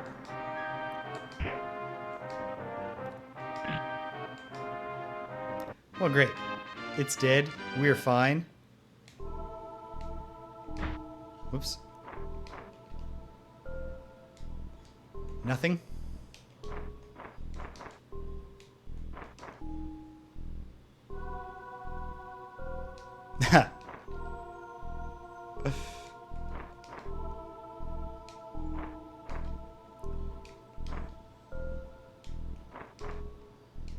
Like, I know from reading, there's a swastika-shaped dungeon in the original. Oh, no. Strikes Ivy with fist, but it missed. Okay, that's okay.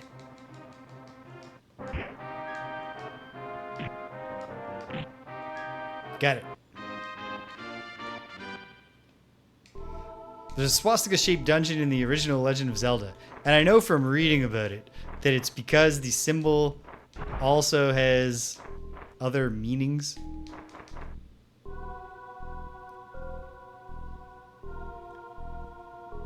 Okay. Well, actually there's... Oh no, there's not even one door that I didn't do here. I just forgot to draw what I found there on my map. Okay, so I've actually gone through every door here that I can. And I searched everywhere for invisible or in the dark switches. Yes. I believe that's correct. I don't know if it also has, like, specific Japanese significance. Okay, well, we'll retreat. Other theory is that maybe... Well, this actually seems pretty likely. That there are switches. Yeah.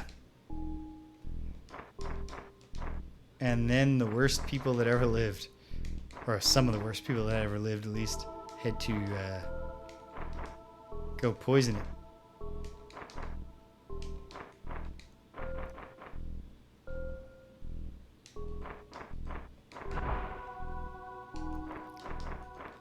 Like, what a thing to appropriate somebody else's symbol of luck or the sun for. I suppose the Nazis aren't exactly known for their cultural tolerance or respect, so. Okay, so perhaps the idea here, which might wind up being a real pain, is that the... Well, okay, two more possibilities. One is that there are switches in the east wing of the dungeon that affect that door and other things maybe in the west end. And similarly, those west switches will affect something in the east. Or alternately, the switches are changing something else.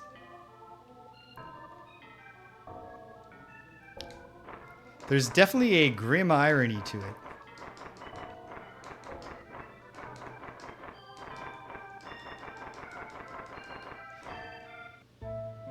So next time we'll go to the east wing.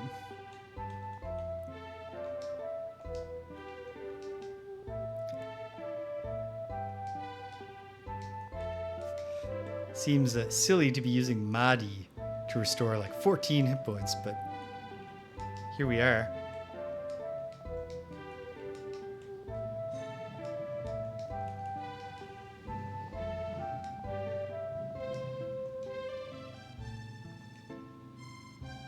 Okay, let's go back. I'm not going to do an item identification because I got 2 minutes before I told my lady love I'd be done. But we will find out if anyone leveled up. Some of them will have. Kiki, and I think Cedric and James, but we'll find it. Kiki gains a level. New spells. Excellent. Vitality, agility, luck, hit point. Would really like you to gain some more strength, Kiki, but okay. At least she's still in the feasible near future level up range. Oh, it's music to my ears. New spells. Strength, IQ, 4 hit points. Not bad. Not bad. Mary has a ways to go. And James is there. Come on. New spells. New spells, baby. Hell yeah. 1 hit point. So a crummy level up otherwise. But I'm still not even needing... I don't even need 100,000 for my next one. But that's actually probably just because I went way over. Because I didn't need that many to get here. Let's find out what all the new spells are. And we'll call it a, didn't go quite as far as I wanted it to, but generally a successful day. I'll have to explore the east wing of the third basement level, and if nothing reveals itself there, then I gotta start pressing switches and thoroughly exploring. And we'll do that when we have to. Sasha didn't level up. Kiki did, though. And now she has Dial and Latimorphos. That's actually, Latimorphos is great for her to have, even if she only has 2 slots. Look at her, she's so much better than Mary at learning all the spells. Just because she has low Milwa. Cedric has added Medalto, which James never learned. It's a good spell. 8 to 64 damage, so 8d8 to a group. Convenient stuff. Mary didn't level up. And James, still no 8th circle. Once I get those 8th circle, it's time to reclass to Alchemist. What new spells did I learn? Not that, I already had that. Oh, I have Medalto now. Me and Cedric figured it out together.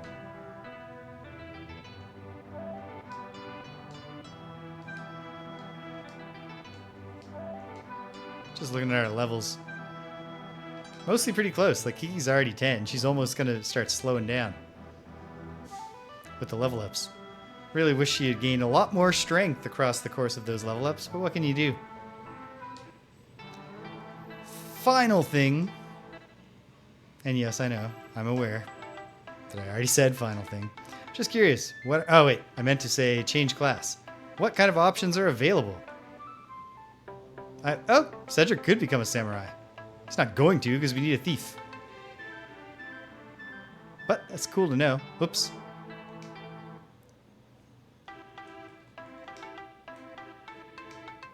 I mean, I already know I'm going to reclass to Alchemist, so that's fine.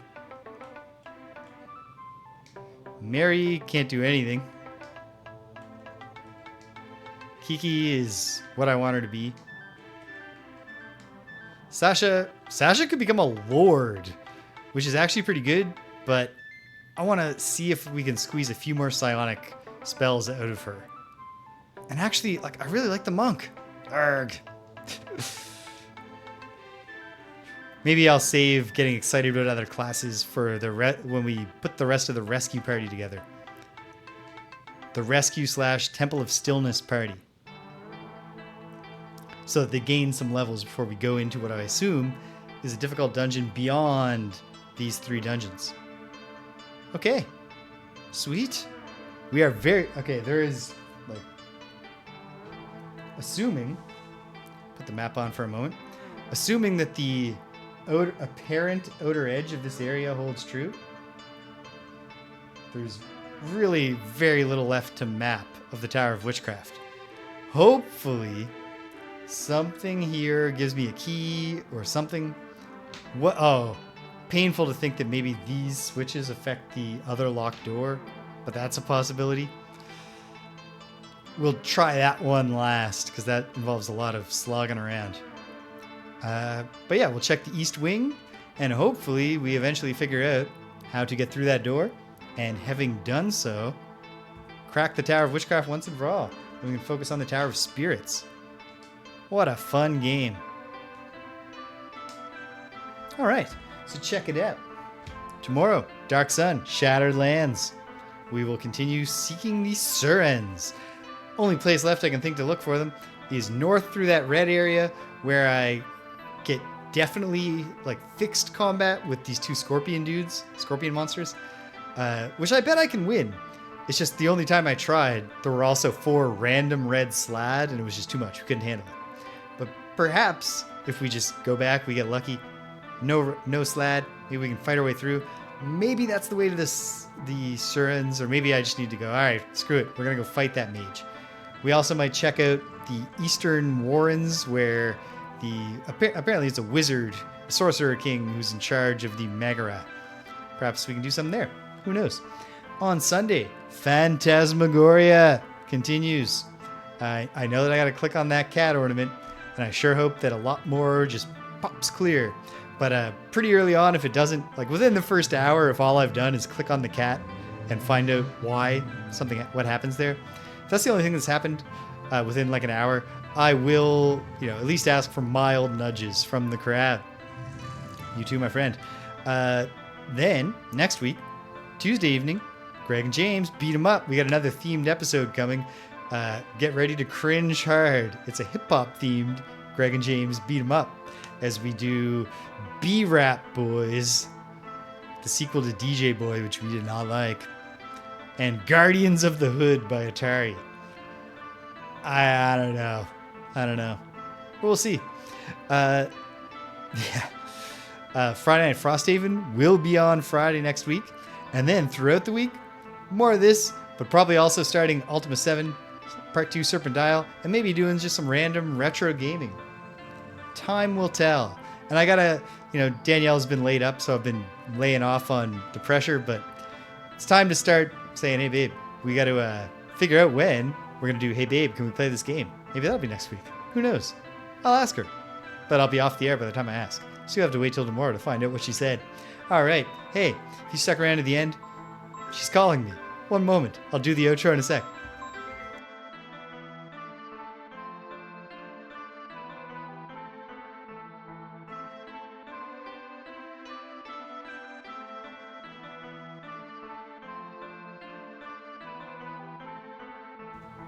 Fortunately, she was just calling to see if I was wrapping up. And I am. If you stuck around to the end, thanks for sticking around to the end. If you came and you left, you can't hear my voice. I'm glad you stopped by anyway. So thanks for stopping by. And until the next time, when we're flipping switches in that basement together, take care of yourselves. And be kind to everyone you meet.